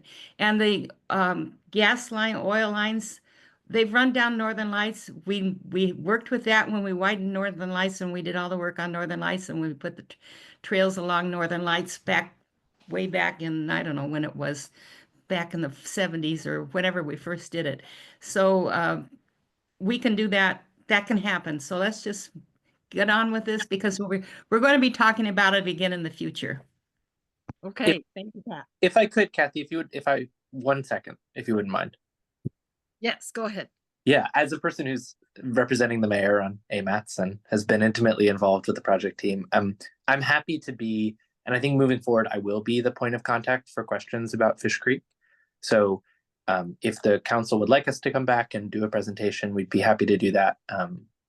And happy to, sort of provide ongoing updates as we have, as Mr. Haxby said, we're going to be doing fact finding in the next 2 weeks or so. We'll be talking to the state. We'll be talking to Marathon. I had a good phone call with Mr. Sullivan today in between his flights, just as you all did.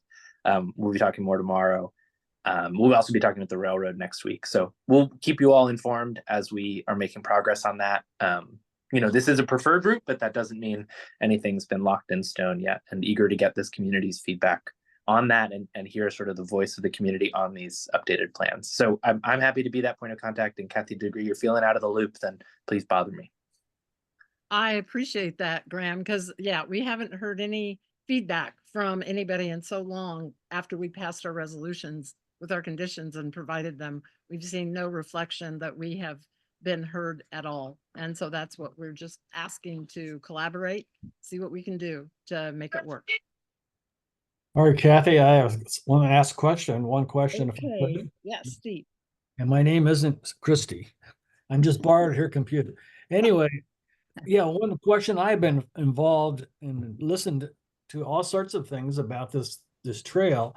And this is really maybe the last month or so is the first time I really heard of any substance regarding Marathon Oil, and I don't understand why that is. So I'll call Casey and ask more questions about that in specific. Yeah, and that's a good point. And so we need to find out more information about that. Just like Casey had requested that he be on our agenda this evening. So thank you all. I know this is, Turning Community Council has been working on this for quite a while.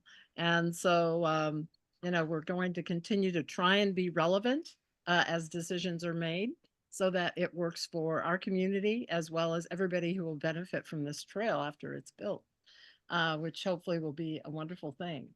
Okay, so 30 years. Let's move back to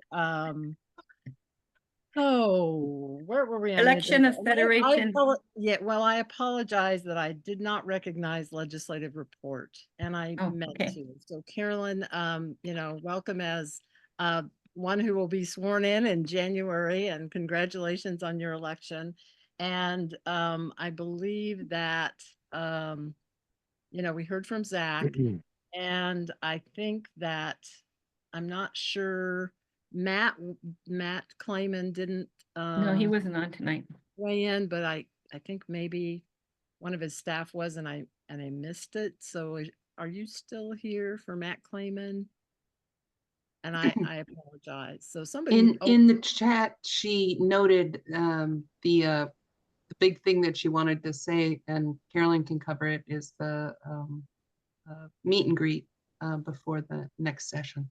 Okay, and what date was that? Carolyn can give you that information. Yeah. Yeah, thank you for this opportunity. January 14th at the LIO here in town, just at Minnesota and Benson. And it's from 5 to 6. And I believe it's going to be in the first floor conference room. Same place as last year. So right before you head down to Juneau then.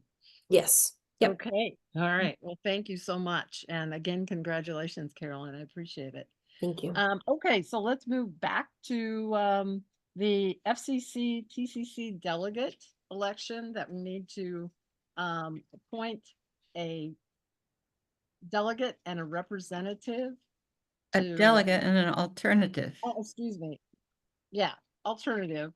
And so Pat, do you want to take that on again? Okay, nominations are open for a delegate to the, for the Turnitin Community Council delegate to the Federation of Community Councils. Either somebody nominates somebody or somebody volunteer to do it. And Kathy, you said that often it's the president. Yes. Hello. I nominate Kathy Gleason. Another meeting. Okay, Kathy Gleason's been nominated. Are there any other nominations? I see Frank Watney has a hand up. I don't think so. Okay, no. Does anybody, are there any other nominations for the delegate to the Federation? And this is for 2025, 1-year term. Yeah, 2025 season.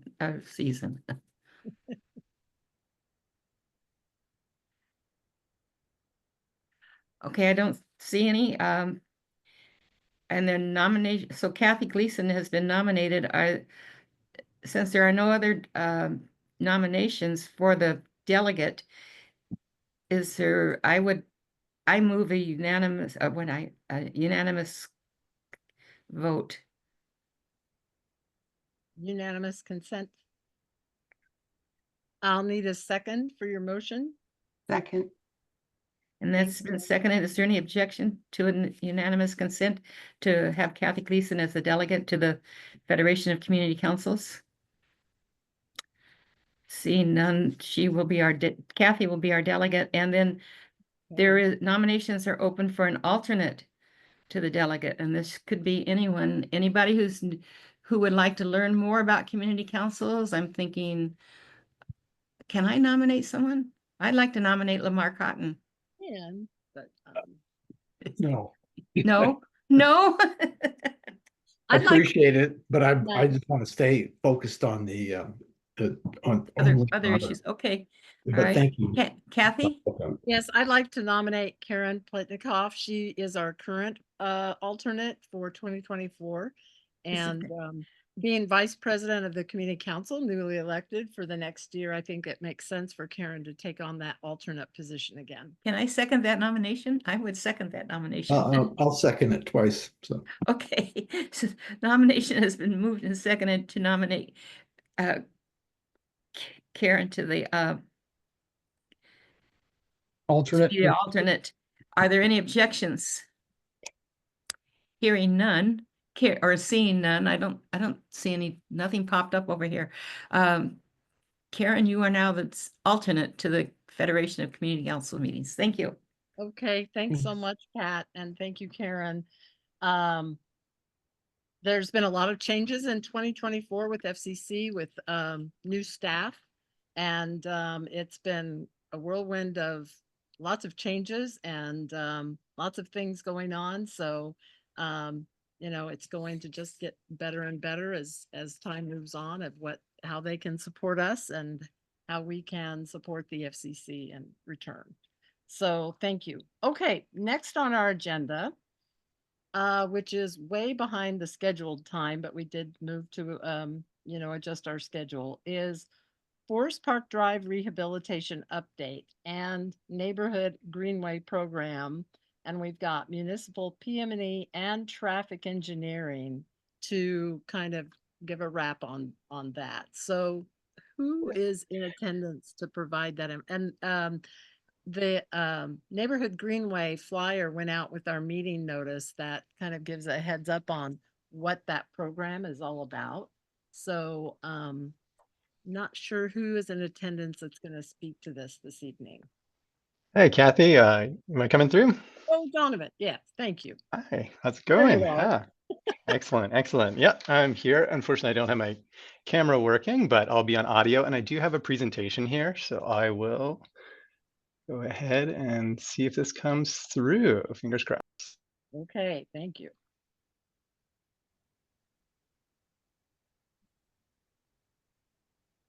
Good. We got it. Yes, it is up. So thank you, Donovan.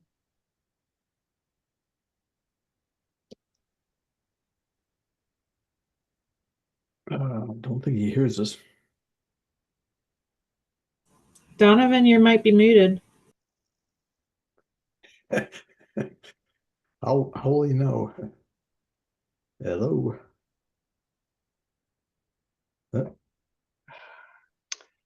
Am I coming? Oh, I'm coming through now. Sorry, I'm having technical difficulties. Bear with me here just a moment. Okay, I understand completely. But the good news is this Okay. dovetails in about all the really good comments that have been made during this meeting about pedestrian safety, bicycling corridors, etc. So it's a good topic for us to hear in conjunction with the Fish Creek Trail Connection project. Excellent, excellent. Yeah, all right. So my name is Donovan. I'm the bicycle pedestrian and traffic calming coordinator with the municipality here in the traffic engineering section. And here to kind of present on a really exciting project that we're putting forward. It's neighborhood greenways for Anchorage. Some folks may have experienced a neighborhood greenway before. They're popular in a lot of similar cities as ours. Let's see. Oh, that's not working. Oh, there we go. All right, so I'm sure many are asking, what are neighborhood greenways? So neighborhood greenways are neighborhood streets that are calm and low stress for all user groups. They aim at a 20 mile an hour operating speed. And when we say calm, we mean also not a whole lot of traffic. So roughly 1,000 vehicles per day. These streets, they prioritize comfort for folks walking, bicycling, rolling, and safety of all kind of abilities. And they're a network of non-motorized facilities. They're usually community favor routes already, and they have these additional design treatments. One thing is that they're extensions of our urban greenways. They kind of provide connections to neighborhoods, allowing folks to get to our world-class greenbelt trails or other parks and schools and things like that. One thing to note is that it's recommended, if folks are familiar with the AMAT's non-motorized plan that was adopted in 2022, they are called enhanced shared use roadways in there. And so the plan made several recommendations throughout the city to adopt these shared use roadways. Oh, sorry about that. We have a, let's see if this works. I might have messed it up. We have a little video here. And it doesn't look like it's working for me. So I'll just chug on through here. So neighborhood greenway treatments. We are looking at lowering speeds to speed limits to 20 miles an hour. And that would be accompanied by a neighborhood greenways plaque, as we see up on the right here. We use a thing called a sharrow, which is a shared use lane marking. They're a bicycle with a chevron here, kind of showing that you know, we're going to be expecting non-motorized users in the area. If there's people walking, non-motorized users are allowed to take the lane in these areas, allowed lane use, as everywhere. But this also kind of just highlights that. One thing that we'll be looking at is reorienting stop signs at certain areas or adding all-way stops, just to kind of keep folks that are traveling down these corridors that much safer. But those will always be based on an engineering evaluation on a case-by-case basis. Looking at these kind of, to ensure that they're successful, we'll be looking at these streets, and there'll be candidates for traffic calming and things like that to kind of make sure that everyone who's using these streets are comfortable. Folks outside of cars and drivers operating at that lower speed, just to kind of give everyone a little bit more grace, we'll say, in moving around each other and sharing these neighborhood streets. And so the traffic department is proposing about a dozen neighborhood streets to be implemented in 2025. So here's a map. You'll see there's a lot going on here. This has some of our preferred and secondary projects. The green lines are, as I said, are greenbelt trails throughout Anchorage and our urban areas. It's usually the backbone to our non-motorized corridors. They're world-class and hard to replace, and they definitely carry their own as far as providing a lot for our community. And then in the yellow, you'll see our kind of our secondary alternative routes, and in red are our preferred alternatives. A lot of these have come from the non-motorized plan as recommendations.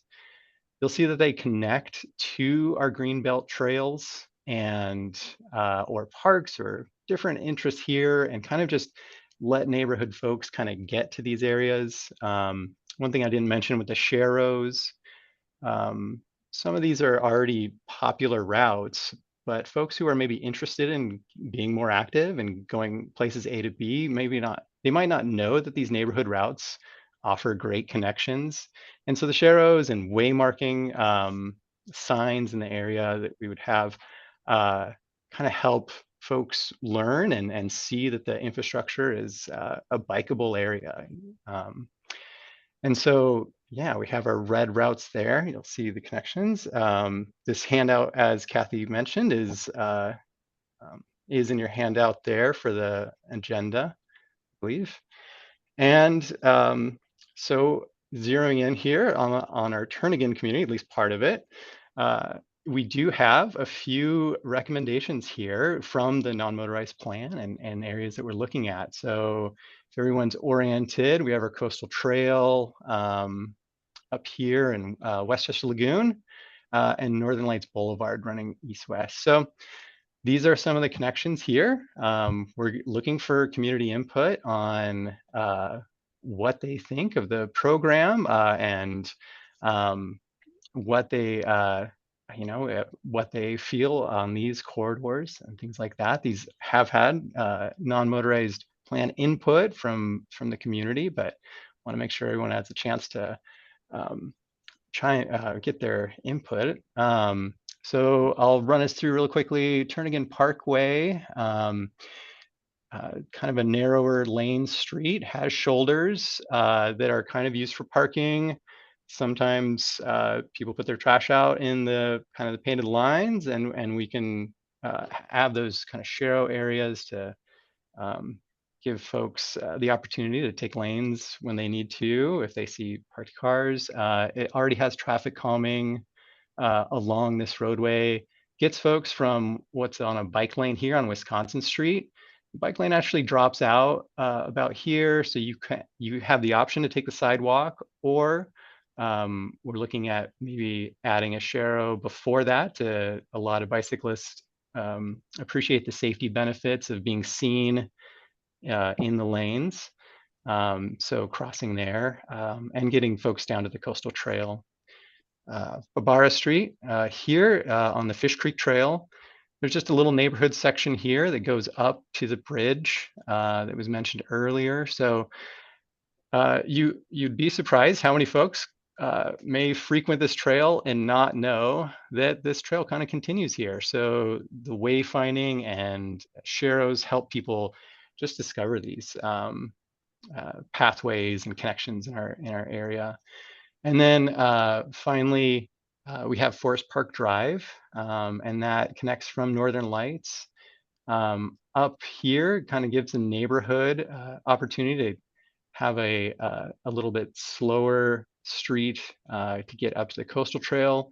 We also have our connection here to the school. There's a little non-motorized pathway here, connections paved, and there's crosswalks, and it can kind of get students. Folks that frequent Forest Park Drive have seen, I'm sure have seen non-motorized users along this area. And so that is our recommendations. I do see a hand up. I don't know if we want to take questions now. I can take a Yeah, go if that if that works, if you're kind of done with your presentation per se. I do have a question. Actually, I do have a question. We have a question period at the end. If hold questions for there, if folks don't mind. So public outreach, I spoke about it earlier, but we are doing we're doing presentations at community councils. We've been going around and making sure the community is aware of these. We're kind of going off existing planning documents. A lot of this is based off recommendations in those.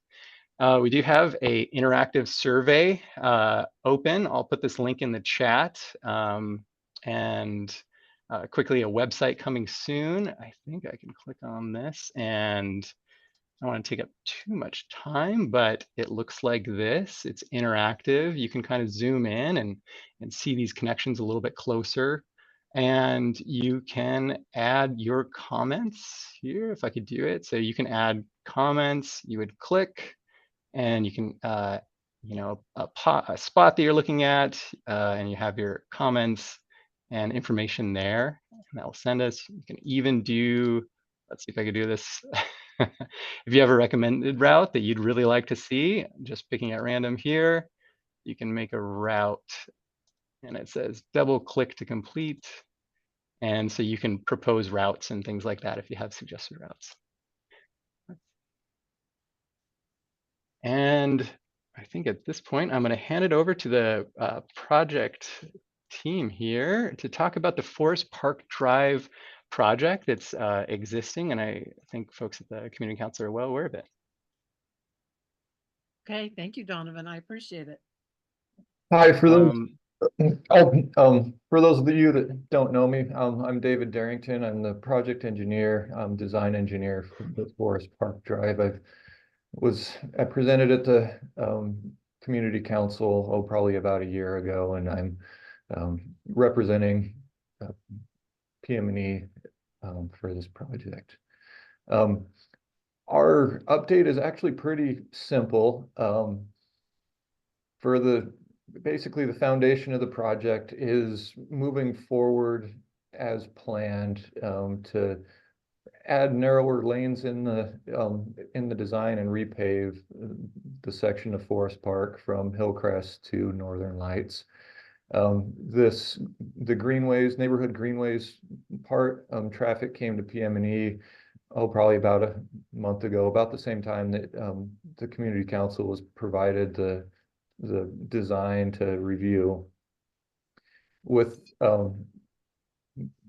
this neighborhood greenways option. So it's really a real opportune time for us to take what the design that we already had and add these neighborhood greenway options to it. So that's what we're working on now, is really the base of the project that you've seen and I presented to you in the past is the same. 10-foot lanes, repave, some minor drainage improvements with these added neighborhood greenway elements included in them. And that's where we're at now, is evaluating how or where exactly all these new elements will be added to the project. So that's a brief update, and I don't know if Donovan has any more slides. We can finish off those, and then between Donovan and I, we should be able to answer any questions that are on Forest Park Drive. Okay, thank you, David. Yeah, I think that's a great point to reiterate.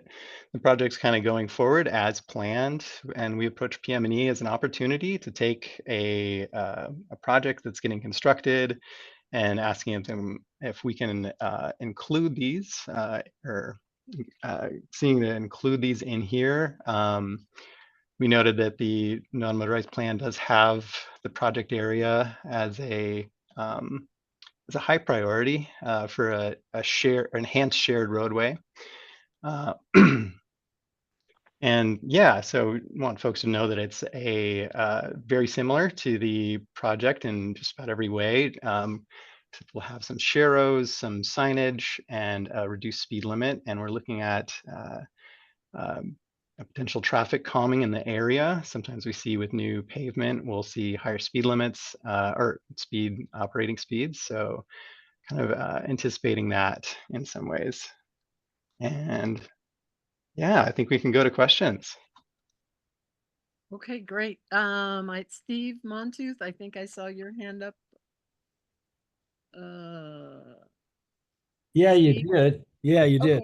Okay. I've had some questions over time, but Sorry. where are the bicycle or pedestrian lanes are going to increase, or where is that? Is it going to be on the east or west side of the street? Do you have any response to that? Oh, I can take that, Donovan. Sure. So what we decided to do was reduce the lane widths and keep the center of the road where it's at. And what we'll have is an enhanced shoulder or widened shoulder than what is currently there.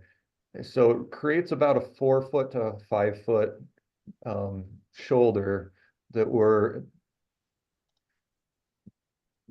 will be a lot, or that will be used by pedestrians and bicyclists.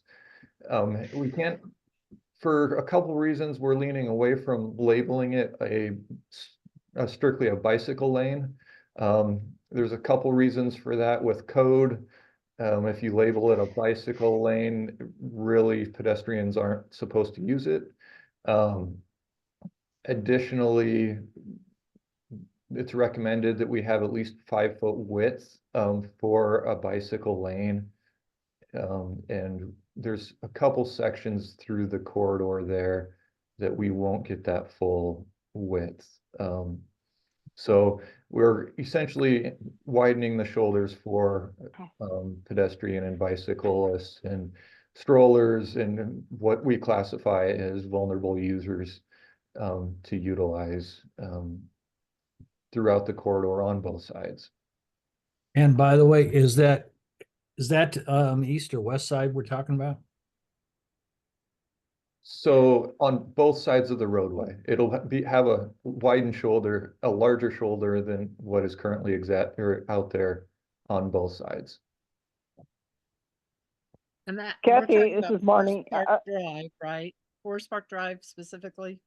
Yes, this is for Forest Park Drive specifically between Northern Lights and Hillcrest. Yeah, and this is exactly what TCC asked for back 10 years ago in 2014 as part of the Safe Routes to Schools project. So this has been in the making for a long time, like other projects.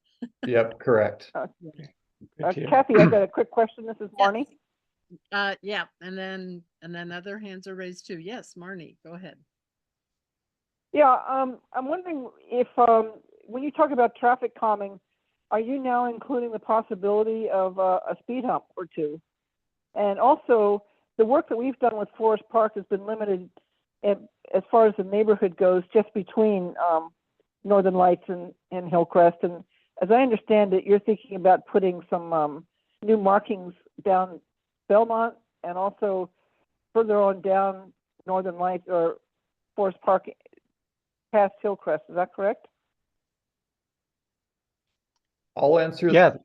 Oh yeah, go for it. I'll answer the first part, Donovan, and then hand it off to you. We are looking at vertical traffic calming measures on Forest Park Drive through this project corridor, this original project corridor. We understand that this is used as a cut through for a lot of different people, primarily the school, but a lot of different users use this as a cut through for vehicle traffic. And with the greenways, we would be reducing the speed limit, and we believe that there needs to be additional measures taken to reduce the speeds along this corridor as well. And vertical traffic calming has proved effective to do that. So we are looking. That'd be great. And vertical traffic means what? Sorry. Speed bumps? Yeah, speed humps. Sorry, I got into engineering lingo there. It's either speed humps or speed cushions, and for this case, it's likely speed humps, just based on the width of the road and availability of space there. So, and Donovan Right. can speak And more. if you looked at speed humps, you would not. They would stop at the traffic lane and not go into the shoulder. Is that right? That's correct. That's what we're looking at now. We want to leave the pedestrians and less comfortable bike users that want to use the shoulder, give them unimpeded pathway. And if we have to extend, or if we extend the hump all the way to the shoulder, usually there's a wedge there, a taper, so that we can continue drainage down the gutter pan. So it would be an they'd have to traverse an offset grade, which especially for those users that are have disabilities or are less mobile, it's not ideal. So that would be no speed humps then in the shoulder. Correct. Great.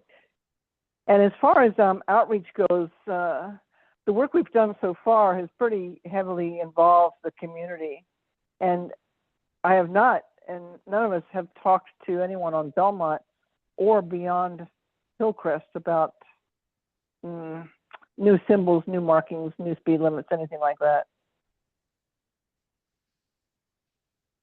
When we talked with traffic and PM&E, we developed a plan to send out more information for the surrounding community, including those areas that are north of Hillcrest and right.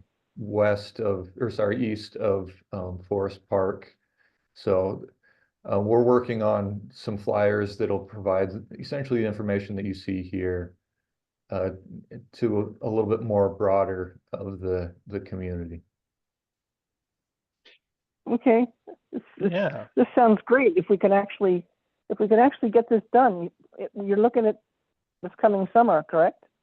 Correct. For the Forest Park section, we're looking at this summer. We're still on track. It got shuffled around a little bit in the capital improvement budget, but from my understanding, it got moved back to next year. So there's funding for the construction, and we're moving forward for construction next year.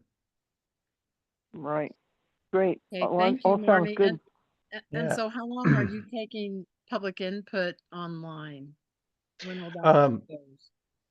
Yeah, we'll be taking public input. I don't think we have a deadline period or anything like that set. We'll be having, as I said, our website should be open soon, but our survey is open now. So yeah, we'll welcome all comments. But at there some was a point, if you're doing projects next summer, you want a cutoff date, right, of public input?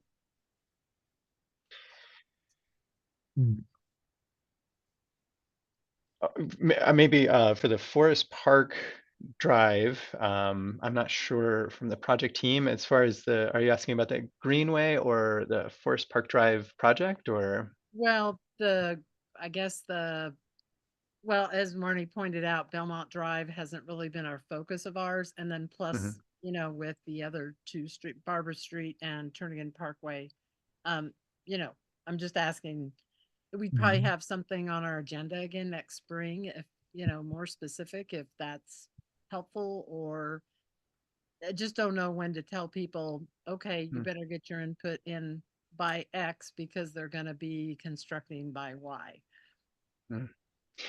Yeah, and that's a great point. And we'll make sure to get you time if we have a cutoff limit that we feel like is going to be still relevant for us, because there will be a time at some point where we're implementing and a better time to comment where we're going to be a little bit more flexible. I'll make sure to get you those dates and a follow-up email here. Okay, that's great. Thank you. And we've got, let's see, I see 4 hands raised. All right. Nika, did you have your hand raised for quite a while or not? I'm again, I can use some help on identifying raised Actually, hands. 5 hands raised. Okay, Miko, I let's don't just know which go with one you was now. first, so Oh, I'm sorry, Dan, what? I don't know which one was first. Okay. Okay, I think we're in order. John was first, I Okay. think. Thank you, Sarah. So John, why don't you go ahead? Yeah, I have a question regarding this. If I understood your comments correctly, you had said that these are these plans here for the neighborhood greenway basically are for co-use motor vehicle, non-motorized vehicle, walking. This is what this is all about, to have the mix of vehicles and cars and people walking and bikers and all that stuff. Is that basically what I'm understanding here? Yeah, that is a general understanding of kind of how a greenway would look. There's kind of two approaches to any roadway when it comes to treating it with non-motorized facilities and allowing people that are walking and biking to use them. And one is to separate them. If you're going to have higher speeds and higher traffic, you're going to want to separate them. And if you're in a neighborhood where maybe that's you're not interested in higher speeds and higher throughput, and so you can maybe, in our case, looking at slowing down the traffic slightly, they're like lowering those speeds to where they're comfortable for all users. And yeah, it's a little bit more mixed use. These roads are already being used by non-motorized users, so yeah, it helps those neighborhood folks kind of mix in with the traffic with the more appropriate speed. 20 is, I don't know if I could do 20 on a bike, but around that speed kind of gives drivers a little bit more time to react, and it's more comfortable for pedestrians. So yeah, that's a good summary. And so, and do I get this right, that the Turnigan Parkway is one of the top priority routes here? It looks like it's number 1 on the list. Oh, the list isn't in order. It's really just left to right. And yeah, it's a top priority in the sense that these routes have been recommended, but they're not. Thanks for the clarifying that. I had not anticipated. It's not a order of priority. These are just proposed routes, conceptual routes that we're thinking, showing the community and getting input on. Okay, thank you very much. Thank you, John. So let's see, Sarah, I've got visually you next in the queue. Yeah, thank you. I just had a really quick question and I had to look up the road. But in Mountain View, Donovan, there's this, what I thought was already one. Let's see, is it Peterkin?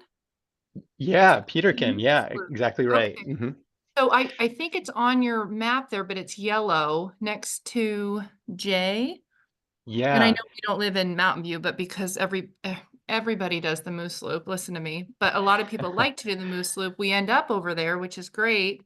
So real quick question, how come that's not in priority 1 if it already is one? Or could you tell me why that isn't considered one right now? Because it seemed like it is. It has the painting on the road.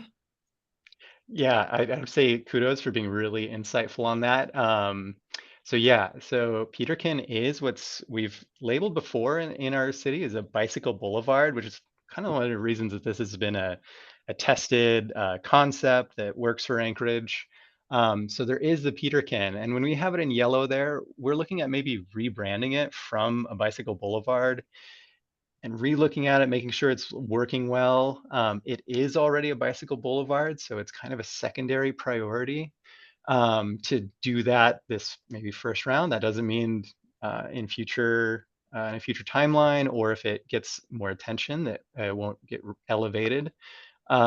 If you see the J project here, that's going from the Fish Creek Trail and it connects up to Peterkin. There's a little bit of a disconnect.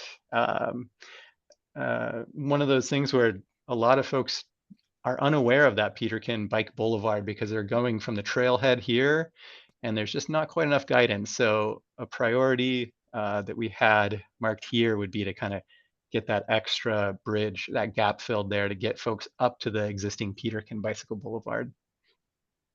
Awesome. Thank you. That helps me visualize it. So we have bicycle boulevards, then we'll have the greenways. As far as cost goes, you're talking about mainly paint, and we would paint it once a year, I imagine, and maybe some speed humps or something like that. So is it already budgeted? Are we looking at a grant, or is it part of a bond already and approved? Yeah, so this is, we have bond funded 2 temporary positions to apply. It is a paint and sign shop project for the most part to do these. So this is a bond funded project here for our summer, 2 temporary summer workers to be able to give us that extra ability to go out and apply these. Let's see. I feel like there was 2 Actually, parts to the question. if I can correct you slightly, Donovan, just to brag on the mayor, because that's my Oh, job. thank you, Graham. Yeah, thanks for stepping in. Yeah. Actually not bond funded. This is part of one of the budget changes the mayor made in the cycle that the assembly approved. Thank you so much. Yeah, I'm not as high level on the bond funding knowledge, so I appreciate the. No, that's okay. It's just nice to know if we're gonna see it later or if it's already done and it looks like it's done. You guys have done a great job. Thank you so much. Hey, thank you, Sarah. Okay, we have still a pretty big agenda item on here, so let's try and speed through these. Okay, I see Pat Redmond in the queue next, but I'm glad there's a lot of interest in this. This is I great. wanted to my question is regarding Forest Park. When you talk about the shoulder, are you going to have to take any property, or is there enough right of way No, on there's, Forest Park? we're staying within the existing roadway footprint. We aren't Okay. extending out at all. Thank you. Yep. Okay, so Sean. One more, Justin. You have Justin. Well, in my queue that I'm visually seeing, they keep popping up to the top. But let's keep going through. So Sean, you have your hand raised. Yeah, hi, can you guys hear me? Yes. Okay, thank you. Sorry, first time using Zoom with this. Sorry, I was actually just typing in the chat. I have to hop off and put my kids to bed, but I am a resident who lives on Hillcrest Drive. And just to make this really short, I was really hoping to see the Forest Park Drive Greenway improvements extend down Hillcrest East towards West High, like at least maybe to meet the Wildwood Junction. I just have 2 small children and, been here since 2018 and just, it's great to see this. And I really appreciate everyone's efforts on this, but that was like the one thing I wanted to ask. I don't know if there's any things that are keeping that Greenway improvement down Hillcrest, if there's regulations or something, but that was my biggest concern that I just wanted to advocate for, and I'll just kind of leave it there. But I, once again, appreciate everybody's time and help on this. Thank you. Thank you, Sean. Yeah, thank you for your comment, and I'll have that comment in our records here down to Wildwood. And just FYI, the neighbors on Hillcrest tried to get traffic calming done several years ago, a handful of years, pre-COVID. That's how I view the world now. It was pre-COVID. So it's been a handful of years. And unfortunately, they got the coal list and has gotten the coal list. There wasn't enough traffic to justify back then. And so this kind of thing, you know, maybe that's a good thing if there's not enough traffic volume, because neighborhood greenways look to lower traffic volumes. Is that correct? Yeah, I think my neighbor Micah is on here too, and he's got his hand raised, and I'll let him share his story, which we just both shared a lot of concern for. Okay. Yeah, go ahead, Micah. All right, can you hear me? Yes, thank you. Yeah, so just kind of piggybacking on what Sean said, I've been on Hillcrest since 2019 when I moved in there, and noticed, you know, there's a lot of traffic, vehicular traffic, obviously due to the school and stuff. But what I also noticed is there's a lot of pedestrian traffic, a lot. A lot of people complete the loop around Westchester and kind of come up Hillcrest and, you know, join the trail on the other side. There's kids walking to school, you know, all sorts of pedestrian traffic. And the vehicular traffic, I noticed there is a ton of speeding on Hillcrest. My mailbox has been taken out several times already, and several times before I even moved in, I was told by my neighbors. Um, I'm glad they're doing the greenway on Forest Park. I think it needs done, absolutely. The road's kind of falling apart, so that needs to be redone, obviously. But I think we're missing a key linkage off of Forest Park down Hillcrest to the intersection that Sean was talking about. Um, Particularly during the wintertime when there's snow on the side of the roads, there is no place for these kids to walk. They're walking in the road, literally. And about a month ago, my son was walking home from school and got hit by a vehicle, just the mirror, but got hit. They didn't stop, they kept going, whatever. And at that point, that's when I wrote the superintendent of the school district, the principal of West, and then Representative Fields, and I got good response from them and heard back from couple of the traffic management people and stuff like that. But yes, I definitely want to express concern that Hillcrest needs to be added to that. Like I said, there's a tremendous amount of speeding coming down that road, and someone's going to get killed. Just leave it at that. If I could, Mike, if I could address that, thank you for that comment. And I'll say Chief Case has also been talking with the school district about using those school resource officers to make sure we're doing a little bit of both education and enforcement to prevent that speeding there. Yeah, I think it'd be a great resource. Yeah, I mean, I don't know if we could do some, like I said, traffic calming, like speed bumps, whatnot, priority snow removal, so these kids have someplace to walk, you know, something along those lines. Just anything is better than nothing, you know, reducing the speed limit. They come out of the school zone, you know, going by west, and then they just hammer on the gas and all the way down. Like I said, speed bumps or whatever. I know on Forest Park, they had the issue as well years and years ago, and they put in all those stop signs. I mean, we have two intersections on Hillcrest in between, on the other side of Sean's house and Forest Park, you know, where some could be installed, or like I said, speed humps, something along those lines. But speeding is a terrible, terrible thing. And unfortunately, it's not just the kids, it's adults as well. But definitely see a lot of it with the kids coming out, you know, leaving school or whatever. But yeah, it needs addressed. I think it's a key linkage. Like I said, a lot of people recreate on that loop around Westchester and come up and connect through Hillcrest and, you know, go back down. Yeah, it's just, there's a lot of traffic both ways. So I think something needs done for sure. Okay, thanks, Micah. So we've got Pat, didn't you already have your hand raised? I want to move to extend the meeting until 9:20. Thank you, Pat. Second. Sarah, was that you? Yes, Sarah seconds. Okay, thank you. Are there any objections to extend? We still have the Vision Zero that wants 20 minutes of our time. So we need to wrap up this, and so I appreciate your motion, Pat. Is there any objection to extension to, you said 20 minutes, that would be 9:15? Any objection? I'm not hearing any, so that motion is approved. And so I see one more hand. Justin, you have your hand raised, and then we'll have to wrap this up. Yeah, thanks, Kathy. Thanks, David. Thanks, Donovan, for being here and giving that presentation. And with trying to just dovetail off of what Micah was talking about with that story about your kid being hit on the way home, just want to emphasize that the project team, both of you, don't see this necessarily as a replacement for a potential Fish Creek Trail connection project, and how they're definitely, in your view, there exist a world where we need both of these things to be built, not only the greenways to help calm the traffic, but also the pedestrian separated mode that will be the Fish Creek Trail when it does get connected. And if you could maybe just both briefly speak to that.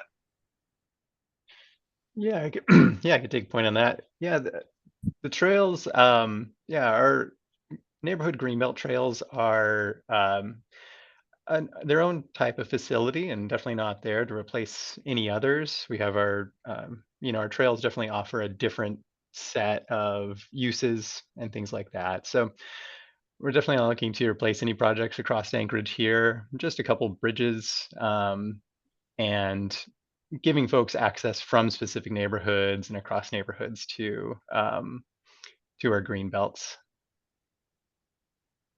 And I'll add on to that. I'm a West alum. I walked that road, 20 years ago, going back and forth to school. And I understand the needs of Forest Park and how they've been for many years. And the way I see it, you're exactly right. There's two separate entities. In a lot of ways, they serve two different groups. They merge at Forest Park, in my opinion, but you have a huge group that's just traveling back and forth to school.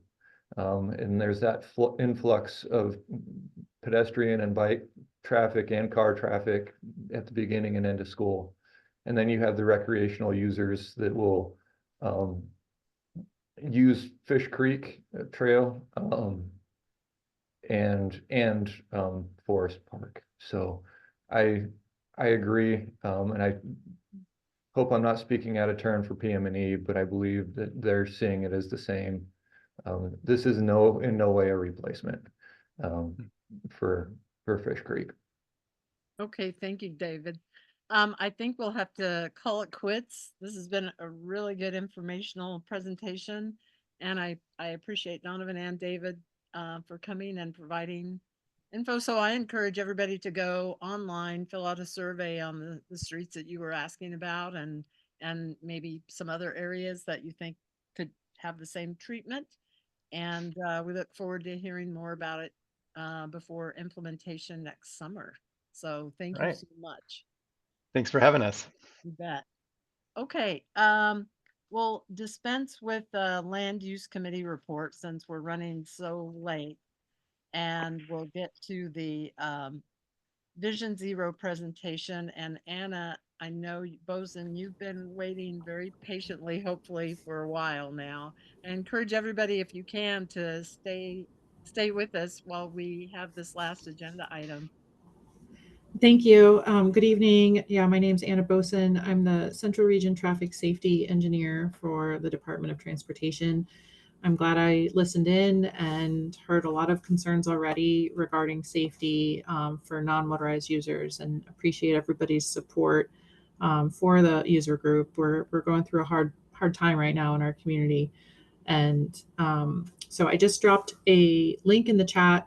Normally I would ask to play this, but recognizing that you have a motion to end in 15 minutes, I ask that you watch this on your own. It's about 5 minutes. It's a joint press service announcement from the Department of Transportation and the municipality regarding our focus on improving safety for vulnerable road users across our city. We're coming to community council meetings. This is, I think, maybe my 6th or 7th recently, to listen to what your concerns are regarding non-motorized users and safety, and then also give you a brief update on what our response to the Assembly's ask of us to address pedestrian safety. So I do have a brief slide deck, and if I could share my screen. Absolutely. Let's see. Let me know if you can see this. Yes. Okay, great. So earlier this year, the Assembly asked both of our departments to address the tragic crashes that have happened across the city. We are now at 15 fatal crashes of pedestrians across Anchorage just this calendar year. That's above our normal statewide average for non-motorized crash. Not trending in the right direction. And this is not unique to Alaska or Anchorage. Unfortunately, this trend is happening nationally in every community. And there's a number of factors behind this trend. And so, sorry, we've lost your presentation on screen. Did you realize that? Huh. Okay. Let me try again. Sorry.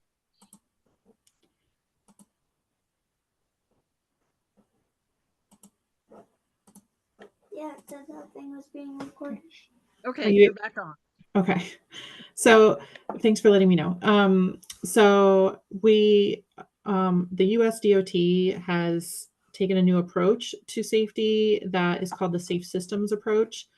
And this is rather than the old measures of kind of siloed responses to safety treatments for transportation. Now we're bringing all of our agencies together and looking at it from a comprehensive approach.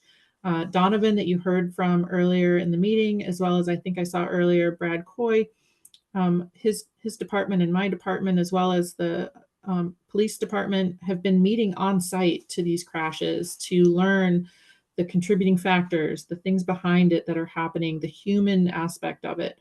But the common denominator really is the infrastructure and speed. We're really talking about the kinetic energy that is the common result of what is taking place on why a crash is a fatal crash.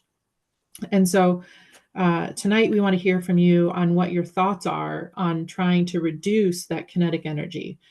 We can't just change the signs to something lower. We actually have to kind of integrate a comprehensive approach to it through infrastructure, through enforcement, and we have to get public buy-in. People have to understand why we're asking them to drive slower and provide treatments that remind them to drive slower. Cars are bigger, cars are easier to drive now. There's no manual stick shift like when I was learning how to drive. We now all have cell phones and giant screens in our cars, and they're comfortable, they're bigger, they're quieter. And so there's less of those reminders to slow down for others. And so we're going to be looking at physical as well as enforcement and signing and striping, all of the different tools that are in our toolbox to try and get the operational speeds closer to something that's survivable and that gives drivers more time to react when there's something unexpected. And so we can't do it across the city alone. Not only would it not result in operational changes, because again, signs are not going to be the only way to make this happen, but it also would be, cost ineffective and not necessarily lead to good results. And so again, with the public buy-in part of it.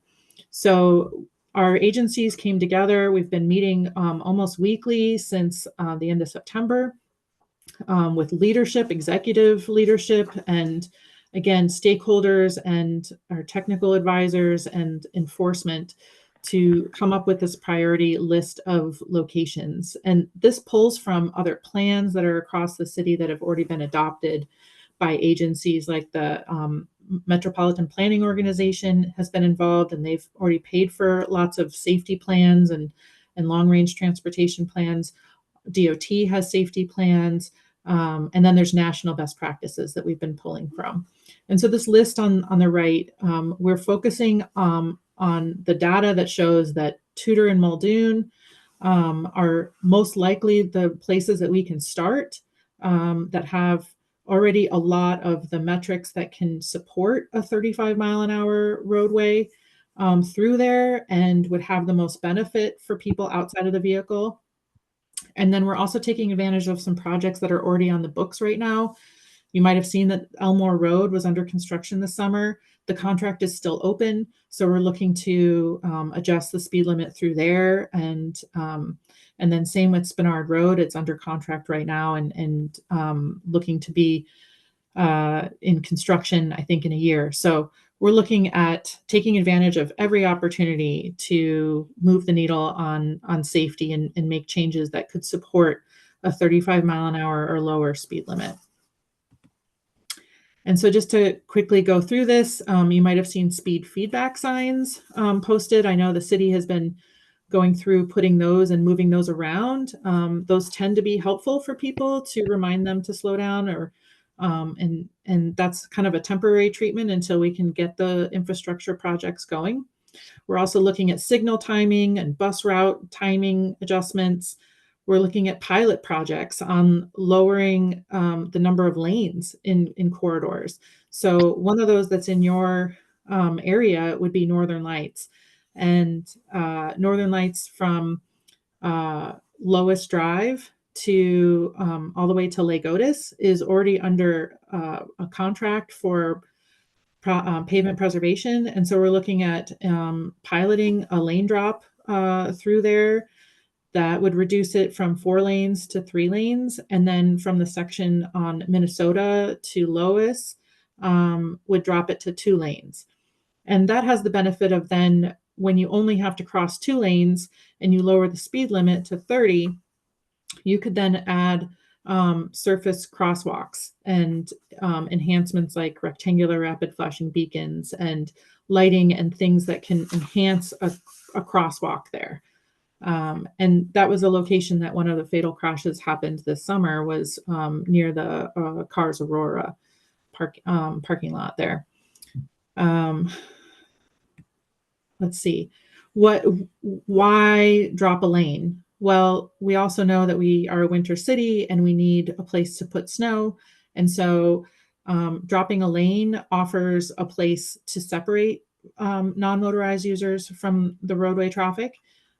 It's right of way we already have, so we don't have to purchase more right.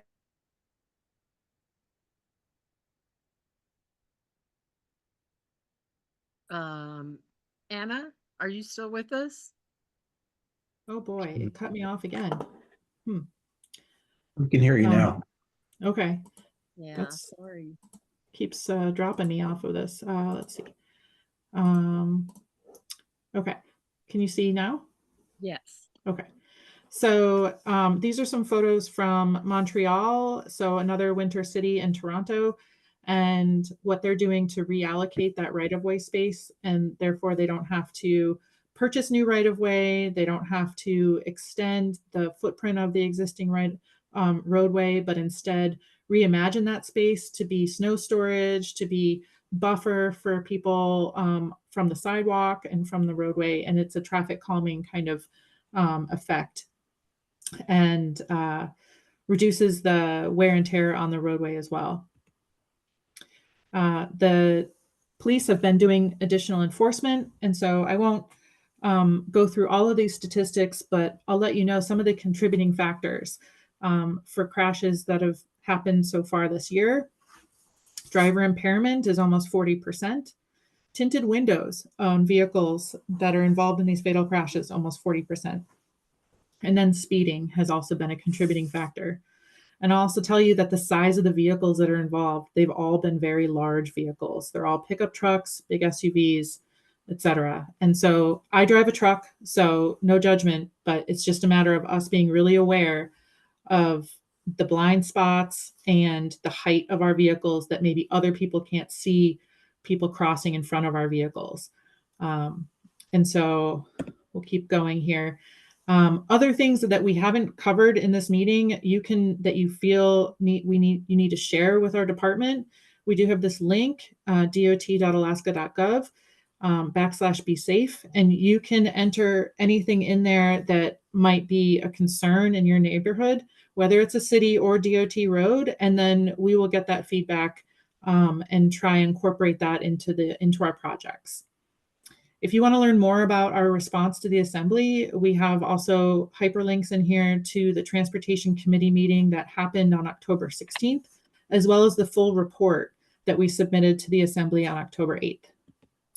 I won't go into the neighborhood greenways because I know that Donovan and the project office already put forward a lot of information on that. But now's the time for you to share with me what other concerns. I have been listening since 8 o'clock. So I'm happy to take more information on all things safety in your community. And I'm also happy to come back and have more time to listen to your safety concerns. Oh, thank you, Anna. And I apologize that our agendas run so late. So thank you so much for accommodating us. So with the couple of minutes that we have left, does anybody have anything to share with Anna and her presentation on Vision Zero and the proposal of, reducing lanes, especially in the area that we all travel, the Northern Lights to Lois Drive to Lake Otis, 4 to 3, and Minnesota to Lois, 2 lanes, if I got that right. Anybody have any thoughts? Kathy, yeah, this is Marnie. I've got one quick comment. Yeah, Marnie. Yeah, this may be out of your scope, and it just kind of begs to be said, though. It comes up a lot in conversations in the neighborhoods, and that is that the assembly really should consider reversing their policy of allowing jaywalking. A lot of these folks, and in my experience in the villages in rural Alaska, it's just very common to walk in the street, and they're just not used to the speeds and everything that you mentioned. And the jaywalking is just a very odd message in the midst of everything that we're trying to correct. Yeah. Okay, thanks, Marnie. Yeah, good point. Anybody else want to share? any Kathy, thoughts I've got my hand up. Sarah. Yes, thank you. Yeah, we talked about this a couple times over the years, but Anna, I've worked at the airport for 20 years almost, and part of that was working for one of the large cargo companies. And they, at the time, I don't know if they still do, had extremely strict punctuality policies. And so we talked about to a couple police officers that came to one of our council meetings, and we said, if you just follow the start times of some of the cargo companies, you'll find some people going, 50, 55, 60 down Northern Lights because they can't afford to be late one more time, or they'll lose, you'll lose your job. So which isn't an excuse, but you might see patterns like that when it comes to the quick travelers down Northern Lights, because where else are they going? Going home. It's either residential or it's the airport. So something to consider as far as trends go. And then, how do you get out in front of those employees? And so when I worked at FedEx, I had written a column in the newsletter to just remind everybody about the speed limit and how it's not worth it and it could cause an accident or an injury. But the advocacy may be out to some of those tenants at the airport, or the employers around here, or the schools with all the kids at Romick and West. And then I'll just tell a personal story, which is I made a bad decision in my 20s, and I was on a victims impact panel where I had to sit and listen to people who'd lost loved ones. And it was very impactful, stayed with me, will stay with me my entire life. And I know that could be tragic to a 17-year-old driver, but maybe that's what they need to not text and drive or be distracted. So thank you. And thanks for all your work. Thank you, Sarah. Good input. Hey, Anybody else? Quickly. Oh yeah, Anna, if you want to just wrap well, up. I know we're past time, so I want to be cognizant of that. I did put my email address in the chat, and I welcome people sharing information. I like the idea of the outreach to the schools and to employers in the area. I think that's great. We are doing some campaigning, but I think you're right. When you target it to certain areas, they might actually listen, maybe more than the generic stuff. And then I really do want to plug that although there are marked crosswalks at signalized intersections, other intersections that you don't see a crosswalk, they are still legal crossings. In fact, several of the fatal crashes that happened across Anchorage are at intersections that there are legal crossings. And so just because you don't, someone can still cross there, they're supposed to judge traffic and not jump into traffic, but they are allowed to cross. We have many roads that have a very long stretch between signalized intersections. Studies have shown that pedestrians will not walk longer than about 200 feet to go out of their way. And that's, even a lot to ask it when it's, -20 or it's icy or it's dark or et cetera. And so, we're a city with lots of different users. About 30% of our population doesn't drive for whatever reason. And so, they're our neighbors and our friends, and we're talking maybe about a second or two, to slow down through some of these areas. So I see Brad's hand is up. Yes, go ahead, Brad, and thanks for staying around on our meeting. We appreciate it. You're muted. Brad, can you hear us? No. Well, maybe while we're waiting for Brad, I'll say thanks to Okay. DOT. Oh, never mind. Yeah, I'm unmuted. Sorry about that. I was trying to that's find where I could unmute. Yeah, so just a quick comment. I was going to say the same thing. Thank you to DOT. Vision Zero has been a phenomenal collaboration between Central Region DOT and municipality. With regards to the comment and the discussion about jaywalking, I just want to say that the bike equity ordinance, it decriminalized crossing the street, but did not decriminalize stepping in front of traffic. So it's still illegal right now on the books to step in front of traffic, not illegal to cross the street when it's clear. So I think there are going to be some discussions about what changes need to be made, relooking at some of that. I just wanted to emphasize that really there are all these other factors at play. And the most important thing that I hope everyone can take away is asking yourself, what can I do to be able to be part of the solution?